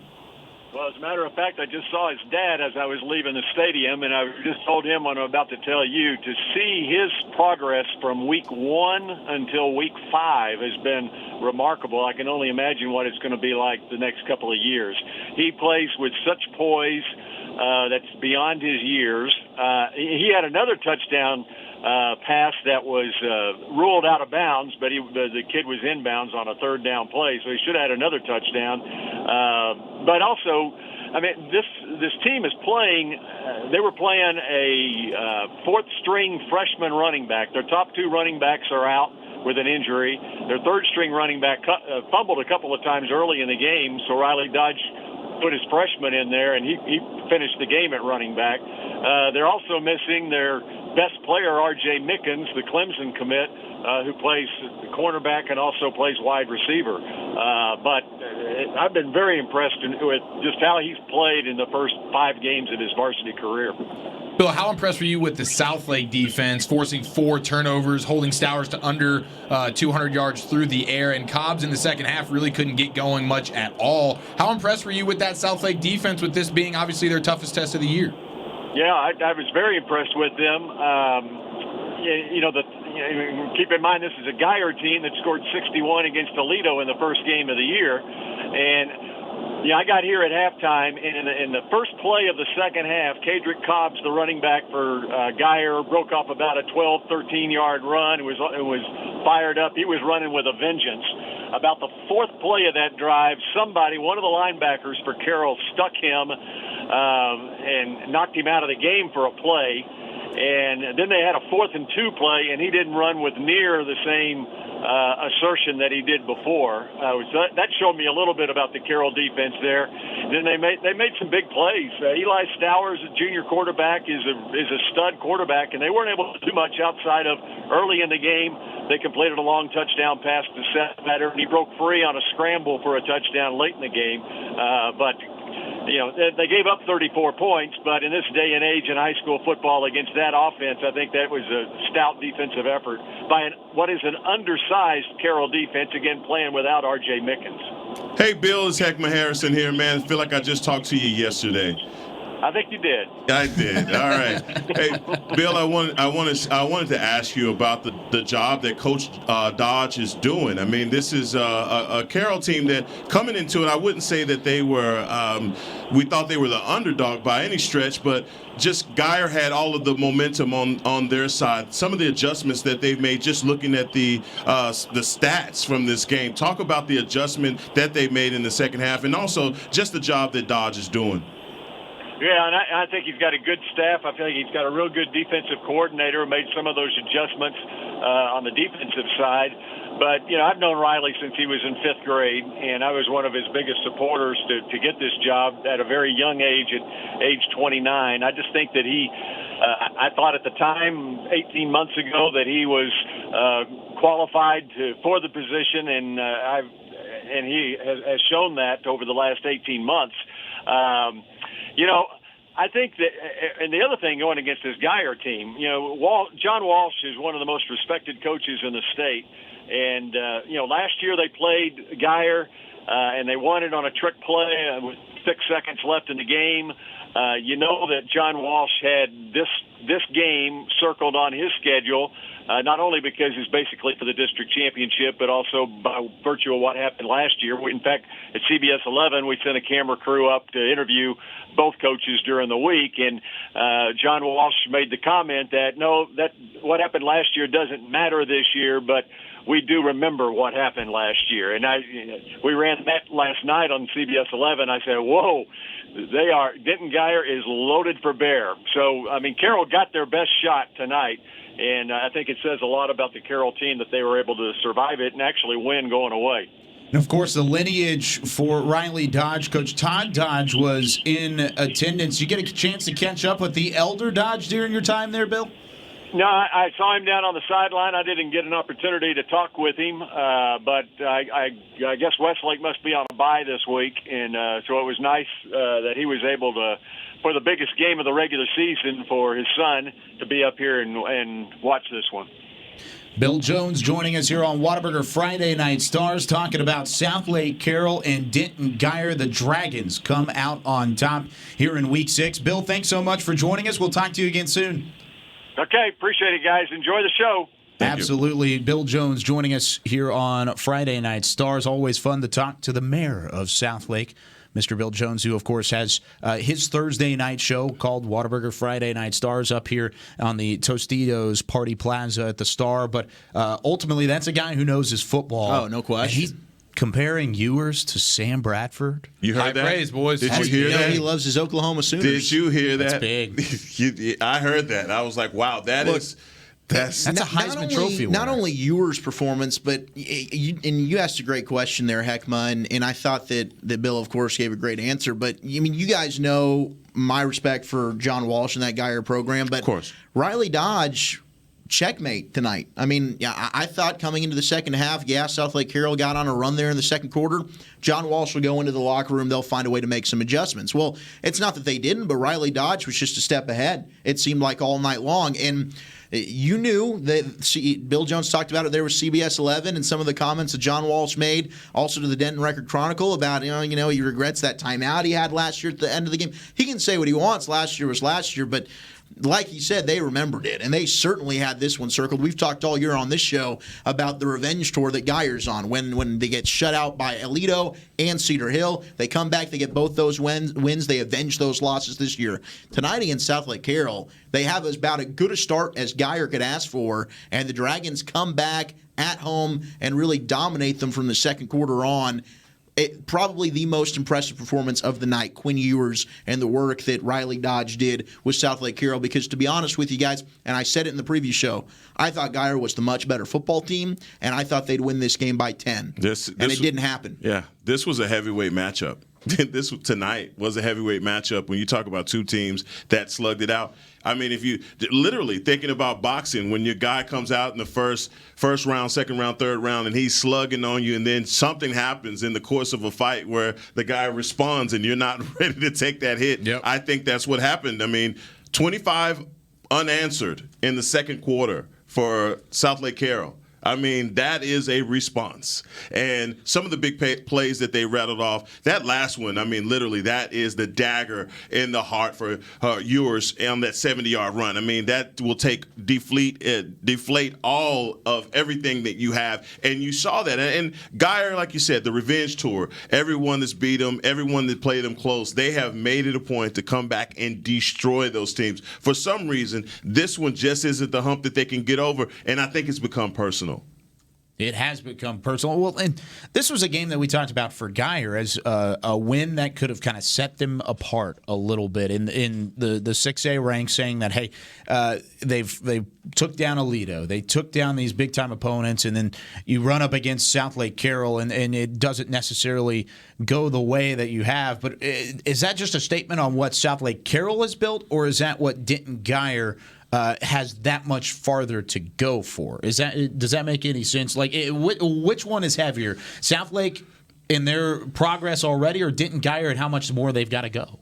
I think it's just a credit to Southlake, really, at the end of the day. I mean, Geyer's shown that they're one of the elite programs, no question about it. 4 turnovers tonight, that's going to kill you, and they're going to go back and feel like they really shot themselves in the foot that way. But all the credit has to go to Southlake here. To go on the road with a young quarterback, answer the bell, going down 14, and then having that huge second quarter, and even in the third quarter coming out, putting more points back up on that board, I think that's really impressive. And the defense for Southlake, I mean, Bill was just telling us how impressive they were, what they were able to do. And to be able to slow down a guy like Cobbs and make him start running less aggressive in the second half, when we talk about he's the kind of guy that gets better as the game goes on. They popped him in the mouth so many times that he started coming there. Back. That's what I'm saying. And they out-physicaled Cobb. Or Cobbs, and that physical offensive line that we talked about during the package that Jeremy Winton did, and Coach Walsh gave all the credit to the big offensive line. And we weren't sure if Southlake was going to be up to the test defensively, though they'd been great through 4 games. This was their biggest test. They answered the bell. All the credit in the world to Southlake. Yeah, they did answer the bell, and we talked about Quinn Ewers and what he's been able to do. Well, Guy Frazier got a chance to catch up with the Southlake winning quarterback just a couple moments ago. Guy Frazier with Friday Night Stars, which went final here in Denton, where Southlake Carroll defeats Denton Geyer 46-34. He was sophomore quarterback for Carroll, Quinn Ewers. Quinn, just first off, talk about this win tonight. It's obviously a big game for your district. You're down 14-0 to start the game early, a little bit of a slow start, and y'all rally. Just talk about the night and your game in particular. Yeah, we were down 14-0. We didn't start out as we planned, but I'm proud of my teammates for going against adversity and just coming out, balls to the wall and getting the W. Quinn, talk about your offensive line. They kept you pretty clean throughout most of the night. You're able to stay in the pocket and really pick them apart on their defense. Talk about, your guys up front. Yeah, it all starts there. The big boys always do a hell of a job. Haven't been sacked a whole lot this year. I don't know, probably like 2 or 3 times in, 5 games or whatever it is. And just love my guys, love my big boys up front. Talk about your relationship with Coach Dodge. Obviously, he was a quarterback at one point here at Carroll, and a special one at that. Talk about y'all's relationship. I saw y'all have a little bit of a moment there before the game. Yeah. What's that like? It's like a brotherly but like fatherly love at the same time because he's so young, and I love Coach Dodge, and he shows love back, and we're really close. I'm always seeing him every day in the morning, afternoon. I'm with him probably close. I'm with him more than my family probably. So. Last question I got for you is Tim Beck was in town last week. You get the offer from Texas right after the game. What is it about Texas that you like, and what are you looking for in the school in the first place? I don't really have my options made up right now, but Texas has always been like a dream of mine, but we'll see where I go from here on out. Quinn, good job tonight. Congrats on the big win, and we'll see you down the road. Thank you. Well, Guy Frazier trying to get out recruiting information at the end of the interview. Guy is pulling for the horns. He's a Baylor grad that is a Texas Longhorn fan. Texas homer. There's a strange marriage there for Guy kind of interesting. Yeah, he's trying to get on that recruiting. Did I just hear that's my quarterback? That's my Yeah, quarterback. you did. Thanks for making an appearance, T.O. Oh, there it is again. Thanks, T.O. We're going to take a quick break. When we return, Professor Diggs will join us in studio. We'll continue looking around Week 6 results of Texas high school football here on Whataburger Friday Night Stars. One and only Arnold Schwarzenegger. I ate a lot of meat. They showed us commercials. Steak, That's what a man eats. Selling that idea that real men eat meat. Serious man food. But you got to understand that's marketing. That's not based on reality. I've been teaching fighting techniques to government agencies for more than 15 years. Then I got injured. Unable to teach for at least 6 months, I spent more than 1,000 hours studying science on recovery and nutrition, and stumbled across a study about the Roman gladiators. The gladiators were predominantly vegetarian. How could the original professional fighters be so powerful, eating only plants? When I made the switch to a plant-based diet, I qualified for my 3rd Olympic team. I broke 2 American records. I was like, man, I should have done this a long while ago. When I went plant-based, I wasn't sure if I was going to survive. And I actually became like a machine. One of the biggest misconceptions in sports nutrition is that we have to have animal protein to perform at a high level. That's just not true. Sometimes you have to do things that you know your competitors aren't doing. Today's blood and yesterday's blood. So I think this is going to wake a lot of people up. I was recovering better, not getting as sore. This was our best season in the last 15 years, and we had 14 guys on plant-based diets. We all want to feel great, have more energy. Cholesterol was 276. Today, 169. Whoa, now you're talking. Most guys my age can keep up with the grandchildren. My grandchildren can't keep up with me. It's not one set of dietary guidelines for improving your performance as an athlete, another one for reversing heart disease, reversing diabetes. It's the same for all of them. Someone asked me, how could you get as strong as an ox without eating any meat? And my answer was, have you ever seen an ox eating meat?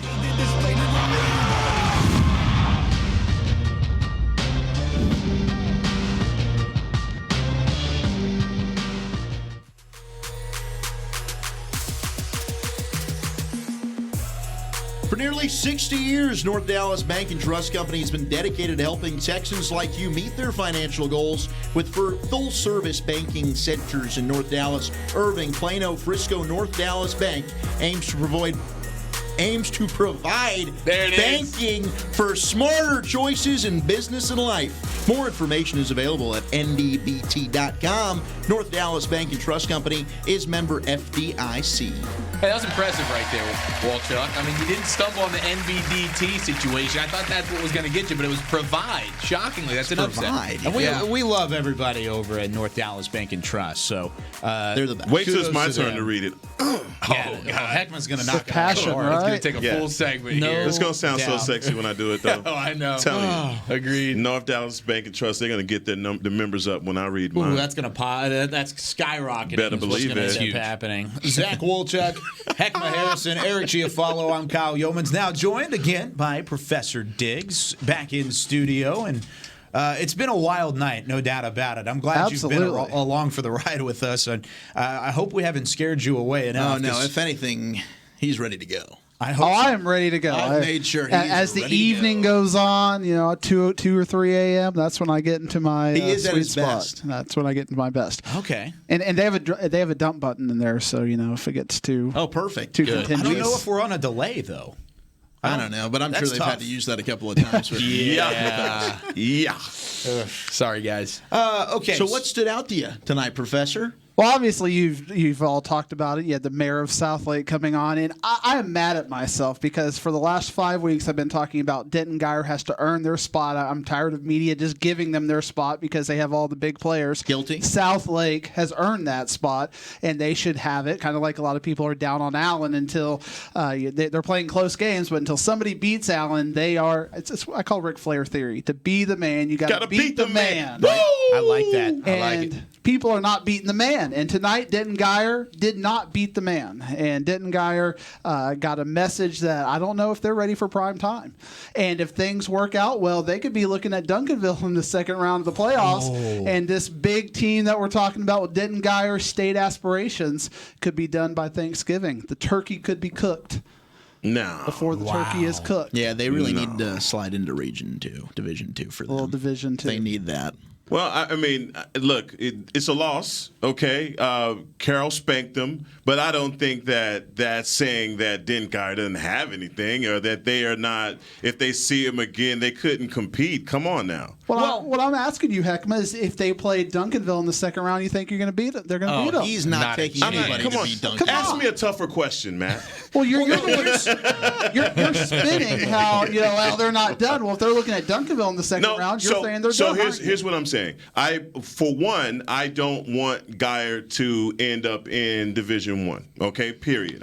Division II is literally where I want them to go, and I think that they're well suited for Division II with their strengths. And so, ask me about Longview. What do you think about Longview? Well, I think that they give Longview a challenge. That's what I believe, and I believe. What about Cedar Hill? You think they give them? They've already beaten Cedar Hill. But do you think they can beat them when it counts? Yes. They'll do it again.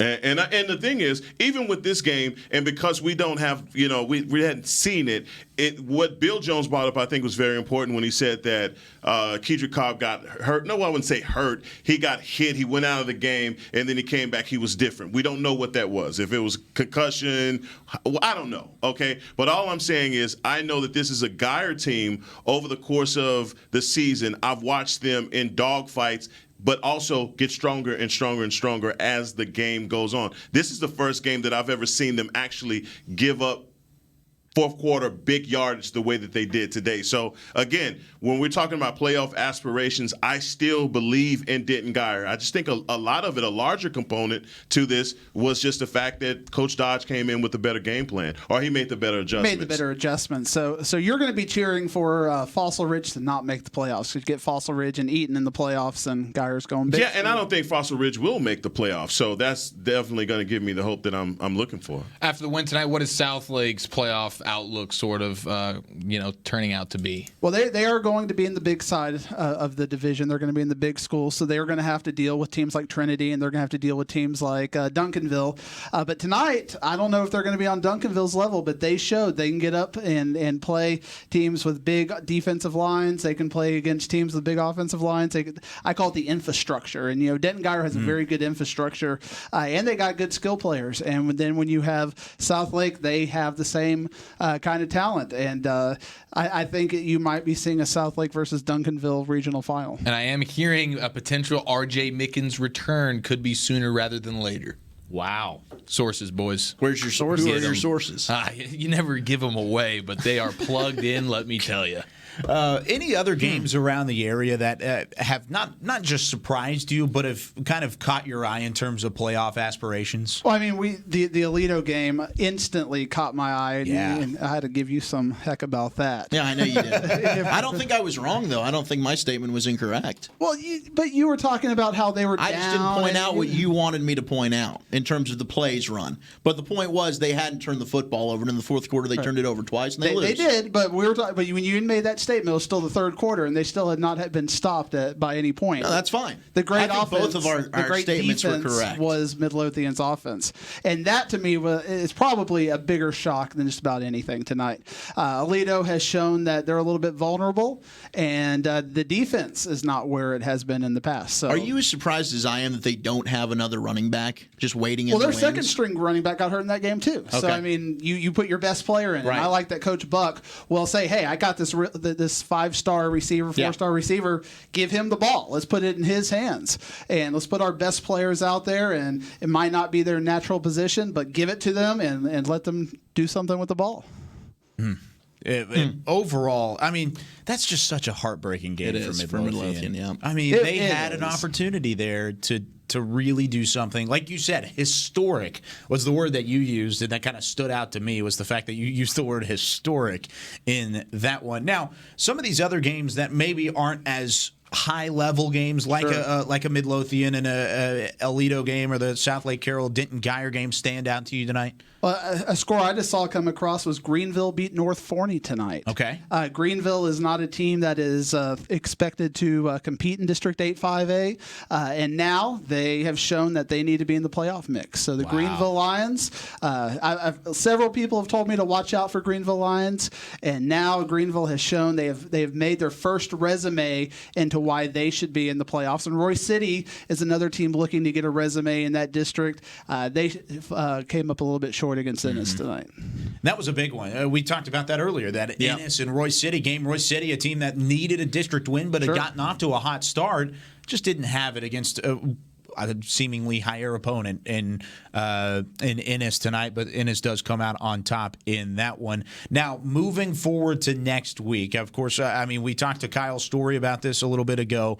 In the 5A ranks, Independence, Lone Star coming up next week. Is there anything big to look for on that Thursday night matchup that we won't get a chance to talk about until after that ball game's get a little over? Fodder for the first show, right? Yeah, that's true. No question. There you go. But anything about that game that stands out to you playoff-wise? When you look at District 5, you're going to have three teams I think everybody knows that are going to probably make the playoffs. You got Frisco Independence, Frisco Lone Star, and the Colony. We'll keep Colony in there. I know that's your team.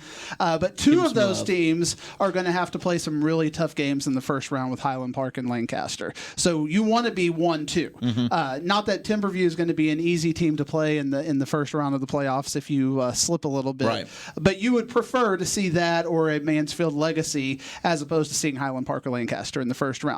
So when I think the game in that district that's really going to give us some information about that is the Colony against Frisco Independence, because the loser of that's going to have a much tougher road. They're going to have to go on the road and play that first round game, and the winner of that will get a home game against probably a pretty good Timberview team.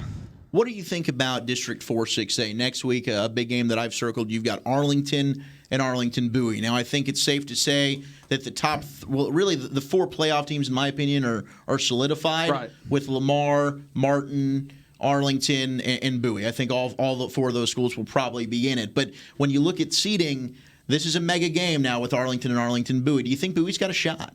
I think Bowie has a shot, but I think Arlington is probably going to be a 2 to 3 touchdown favorite. But like tonight, I thought that kind of just making a parallel and kind of why it relates to that, I thought Mesquite Horn had a good chance against Rockwall until they coughed up the ball four times. And, Bowie's going to need a night like that to compete against Arlington. If Bowie wins that game, I think when we look in the box score, we're going to see a +2, +3 in turnovers, kind of a play like we talked about with Martin and Hebron, a special teams play that made a big difference. But I think Arlington's probably going to be a 2-3 touchdown favorite if they play a clean game. That's your term that you like to use. The clean game. Hey, did Hebron impress you tonight with that win over Coppell? I think you expected Hebron to win as I did. I expected it, and I was giving Kyle some grief for picking that game. That's okay. But you came back with Southlake. I did. I came back with that one. A big win one, you lose. Congrats to you, Kyle. You can't see everybody because I think the camera's on me, but the defeated look that your coworkers had. It was great. Yeah, no, it was awesome. That's what we are. We're coworkers. Such the defeated look when talking about that. Guys, guess what? I'm 3-1 again this week, at least at the moment. You know what's great though? You guys are all 3-1 as well. So that is good. It's That all means coming that down to that stay in Rockwall last place. Heath and Mesquite game that's still currently going on. What's the score? I believe Mesquite is winning that one at the moment by 4. Yes. Close game. Here we go, Skeeters. Here we go. Come on, Heath. Am I right, Heckma? Let's go, baby. Let's go 4-1 tonight, Heckma. Let's gain some ground. Let's gain some ground. Predictions always fun with this group. They really Always are. fun talking with Professor Diggs as well. And first time on the show, we love having you. We're going to have you back, whether it's on a phone call or back in studio, talking about the whole landscape of high school football. Thank you so much for sticking around, hanging out with us tonight, and man, it's been fun. We'll see you again soon. Expect a phone call when Plano East beats Plano. Ooh. Okay, we can chat about that. That's a date. That's a date. I like this guy. Hey, last we just week- got to It's a have hot a date. bell where we hit it, and he comes out from behind It didn't something. go so well for him Professor. last year, so we'll see. Didn't need to go well. Call the for me last professor, year. hit the button, and then it's That was a shock last Keep year. McKinney more consistent. Rains down Okay. some knowledge and then just heads back We're down. talking about head-to-head victories here. Head-to-head. All right, you might have a head coach. We don't. I don't know what to do about that. Shots fired. We do have the better McCullough.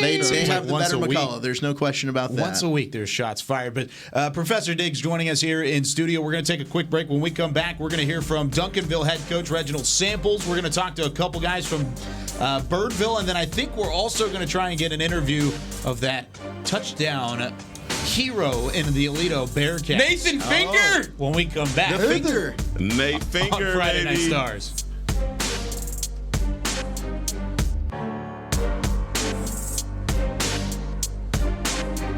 Hi, Hi there, this is Dak Prescott. When it comes time to shop for my tailgate favorites, I go to my stores, Albertsons and Tom Thumb, where they offer fresh organics and large assortments of local produce and sell only USDA choice meats. Get 10% off of your groceries every Dallas Cowboy game day when you wear your Cowboy jerseys.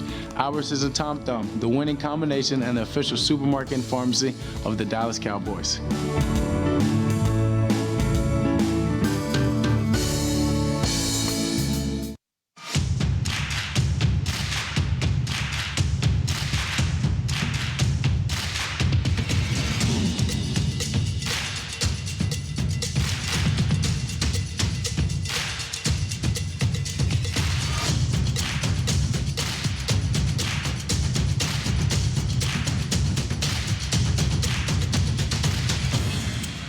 Gear up for back to sport at Academy Sports and Outdoors.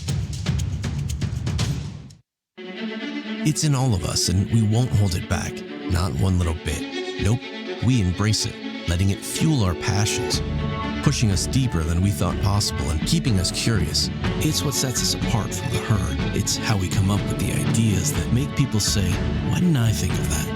See, when you nurture the creativity and passion that's in all of us, you'll learn nothing is out of reach.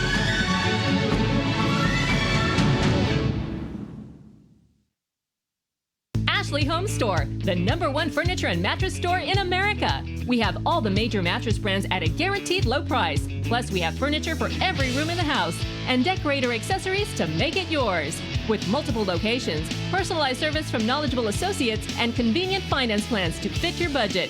Ashley Home Store, the official furniture store of the Dallas Cowboys. This is home.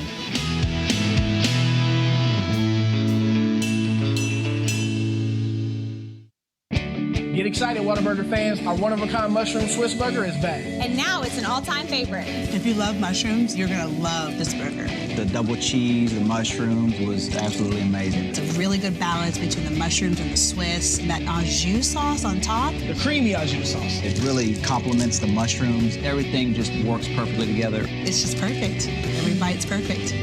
It's not just a mushroom Swiss burger, it's a Whataburger mushroom Swiss burger.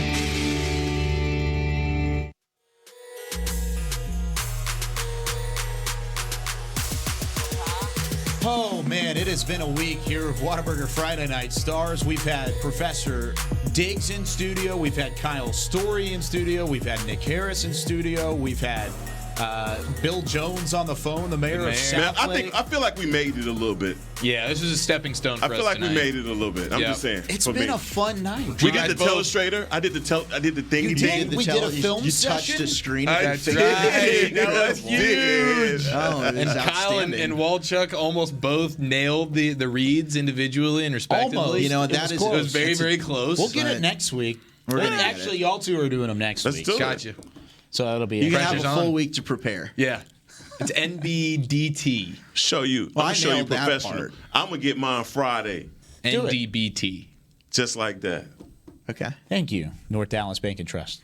That's right. For everything. Anyways, moving on, going into Duncanville. We talked about him a little bit earlier, not as much as Hackman wants to because Come he loves on. his Duncanville Panthers. Hey, but your game loves preview was Duncanville. incredible, man. Are you But- kidding me? I appreciate it. That was next level. You dropped a lot of nuggets. Once Thank you. I again, appreciate just an impressive I'm picking up them 61 nuggets. 61-0 win over Skyline tonight. And Gavin Dunaway got a chance to catch up with head coach Reginald Samples after the ball game.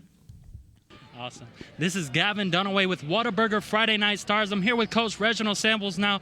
Coach, coming into this game, I know y'all obviously have a game plan like you do anyway. Did you think y'all really came in and executed the way y'all planned it out in practice this week? Yeah, I thought we did. Our main goal was to dominate the line of scrimmage, and we went out and did that. And I'm really proud of the way the guys, who are the unsung heroes in that front line that don't really get a lot of hoopla and a lot of praise, they did a great job. Absolutely, and it was a very dominating win for y'all, but was there anything that you looked at this week thinking maybe y'all can tweak and get it better for next week? Oh, yeah, we need to protect our quarterback a little better. They flushed him out quite a bit. So we're going to work on our pass protection and try to get that down. Absolutely. Thank you, Coach. I appreciate it. All right. Gavin Dunaway joining us. My gosh.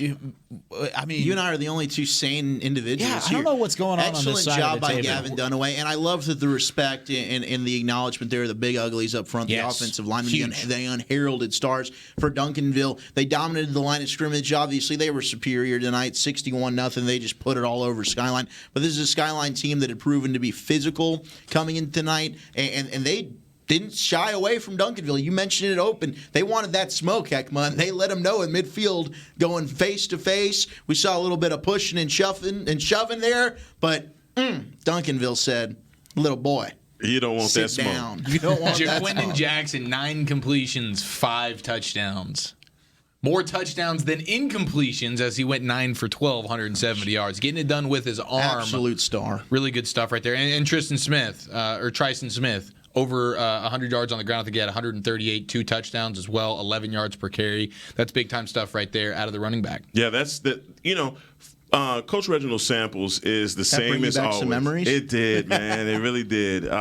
Just knowing that he's going to talk about the guys that don't get a lot of the stars. He's The talking. Heckma Harrisons of the world. No, that would not No, have been Heckma me. was a star. Excuse Go back, me. look at Dave Excuse Campbell's. me. Go back and look at No, Dave Campbell's look through the scroll. 1947, whatever it was.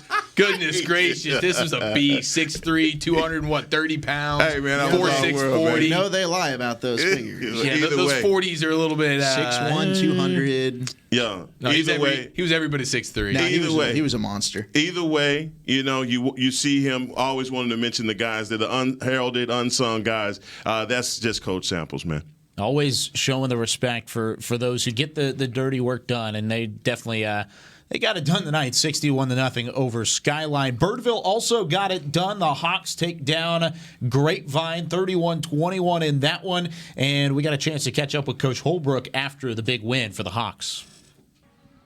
Hello, I'm Joshua Price with Friday Night Stars, here with Coach Lon Holbrook after a 31-21 win for your Birdville. Coming into this game, these are two teams jockeying for a position in this district. How do you prepare for a game like this? Well, your kids know. I mean, our kids know. I'm pretty sure their kids know the amount of respect that we got for them. Their kids are going to play hard.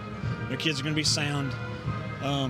So, it's going to be a dogfight. It's going to be a battle all 4 quarters, and you just got to play.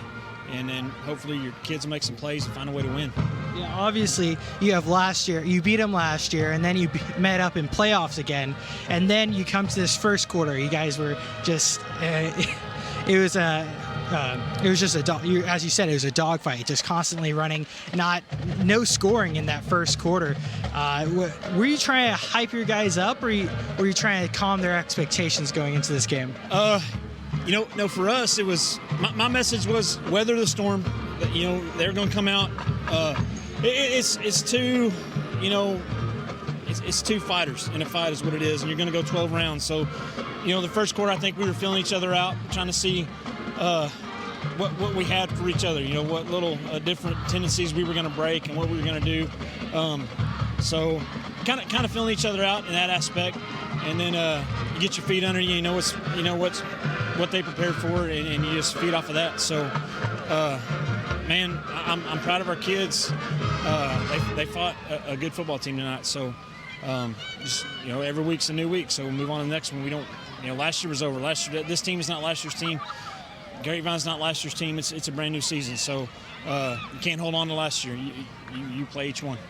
All right, and then Denton Ryan's on the top of your district right now. You guys are all they're undefeated right now, but you guys all have the same district records. Well, not anymore for Grapevine, but it looks to be top. You two try and get that top spot. How do you what are the elements that are needed to try to gain that top spot in this district? I'm just going to give you coach speak. I can't. Denton Ryan is Denton Ryan. And they're week 11. They're down the road. I can't, yes, I know they're good. I know they're well coached. I know they got great athletes, and I know they're a physical, tough, great football team.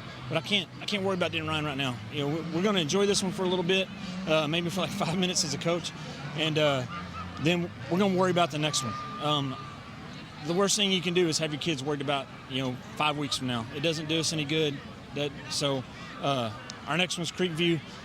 Give me 5 minutes to feel a little relief from this one, and then we'll go see what injuries are like in the morning, and then we'll start looking at some Creekview, and we'll get from there. I got the greatest respect for Denton Ryan, but we got to get better each week. If we're not getting better, then we're not even going to be on the field with Denton Ryan. So we got to keep improving and go from there.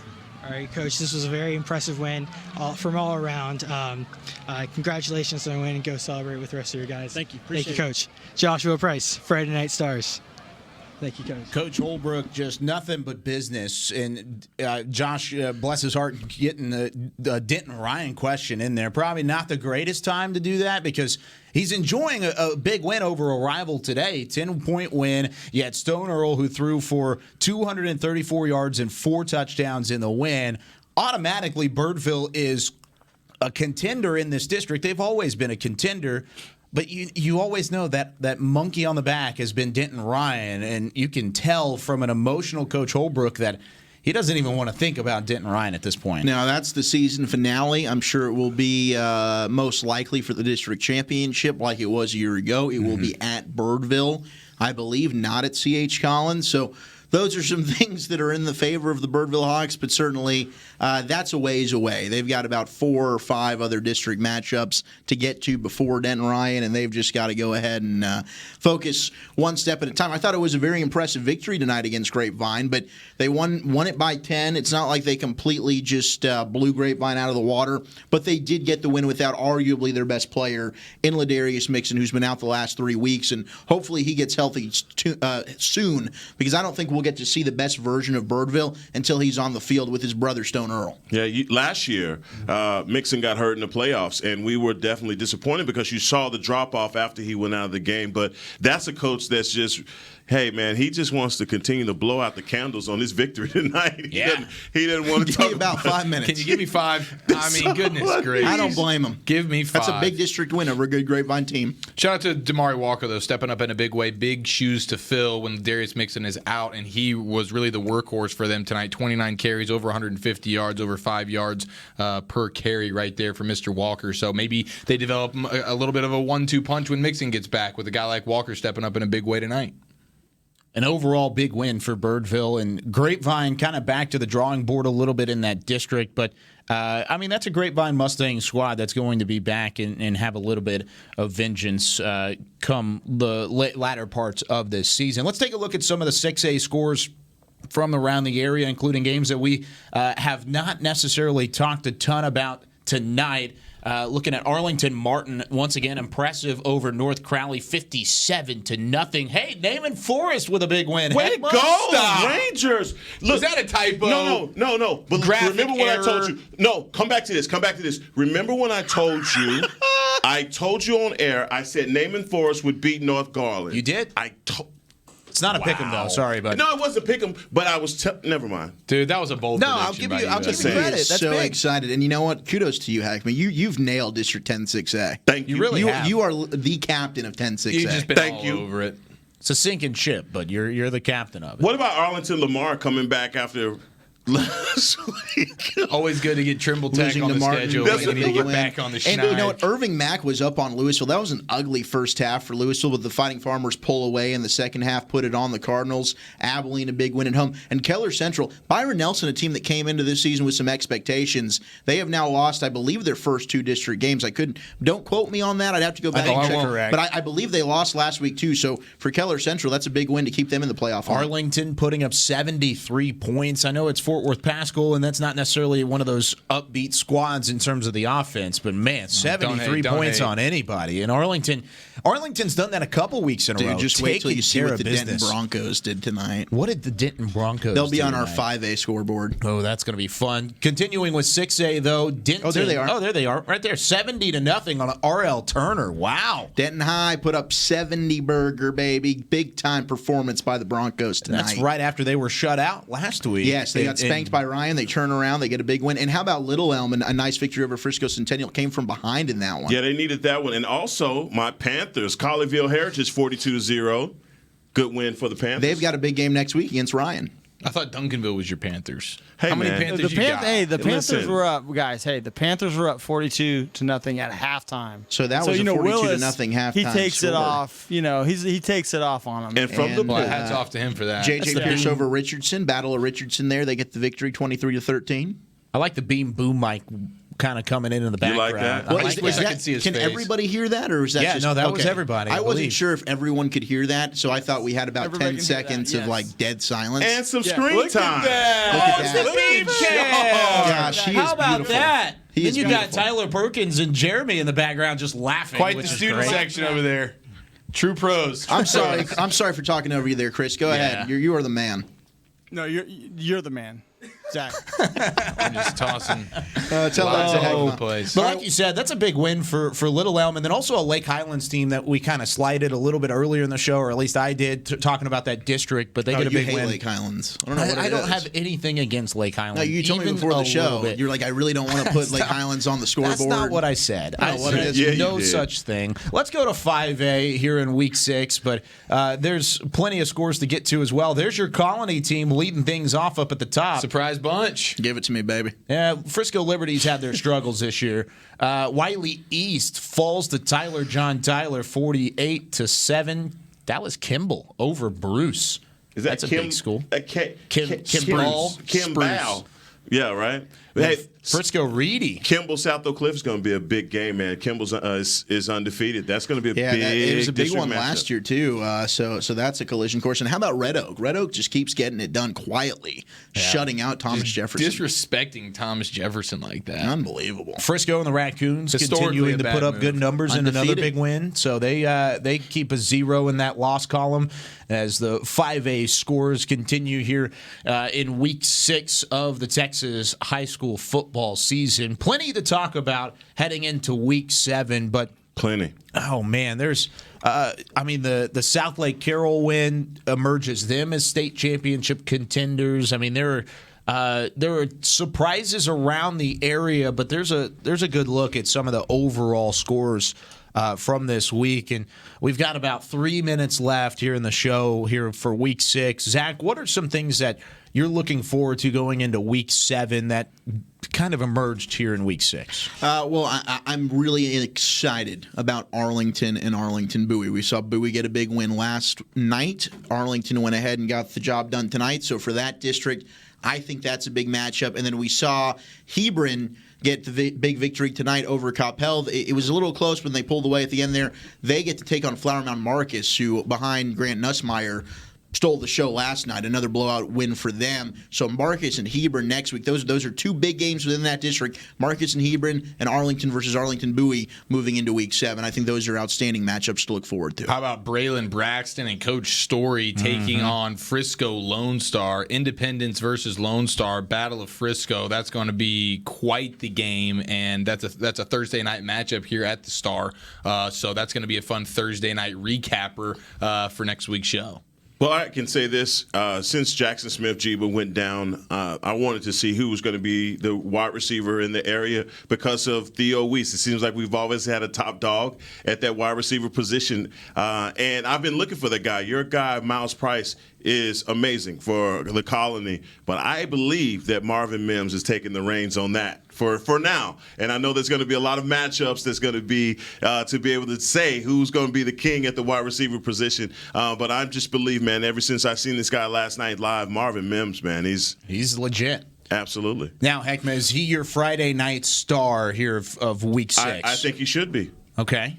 No doubt in your mind? No doubt. No doubt in my mind. It's got to be Marvin Mims, Monster Mims. Oh, Nathan Finger, the 82-yard fumble recovery game winner. Before we go into Alito. our final package, let's take one more look at that. My goodness, the 87-yard touchdown return for Alito.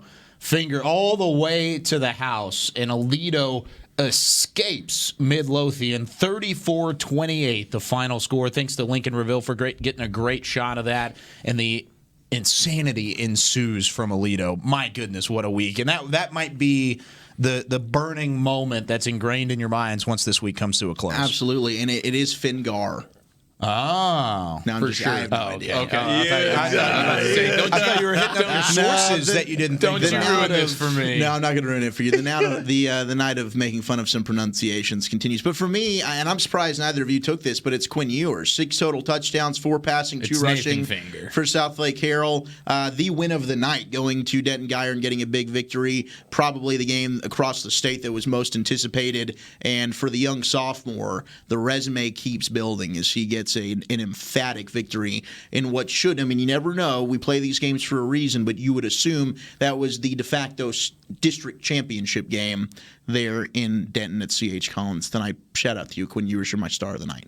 Huge win for Southlake Carroll. My Friday night star of the night is Joshua Price for getting us the longest interview in the history of Whataburger Friday Night Stars. Yeah, big time talking moment with Coach Lon Holbrook. But I also do want to thank everyone involved in this week's Whataburger Friday Night Stars. Week 6 of the Texas high school football season has come and has gone, and it was a fun one, no doubt about it. For Zach Wolchuk, Heckma Harrison, Eric Giafalo, for Chris Beam, Matt Kent, Tyler, Jeremy, Chance, Professor Diggs, Bill Jones, Nick Harris. I'm trying to think of everybody. Nathan Kyle Finger. Story, Nathan Finger, for everyone involved with Whataburger Friday Night Stars. Thanks so much for joining us here in Week 6. I'm Kyle Yeoman saying so long until next week, and God bless. Malachi.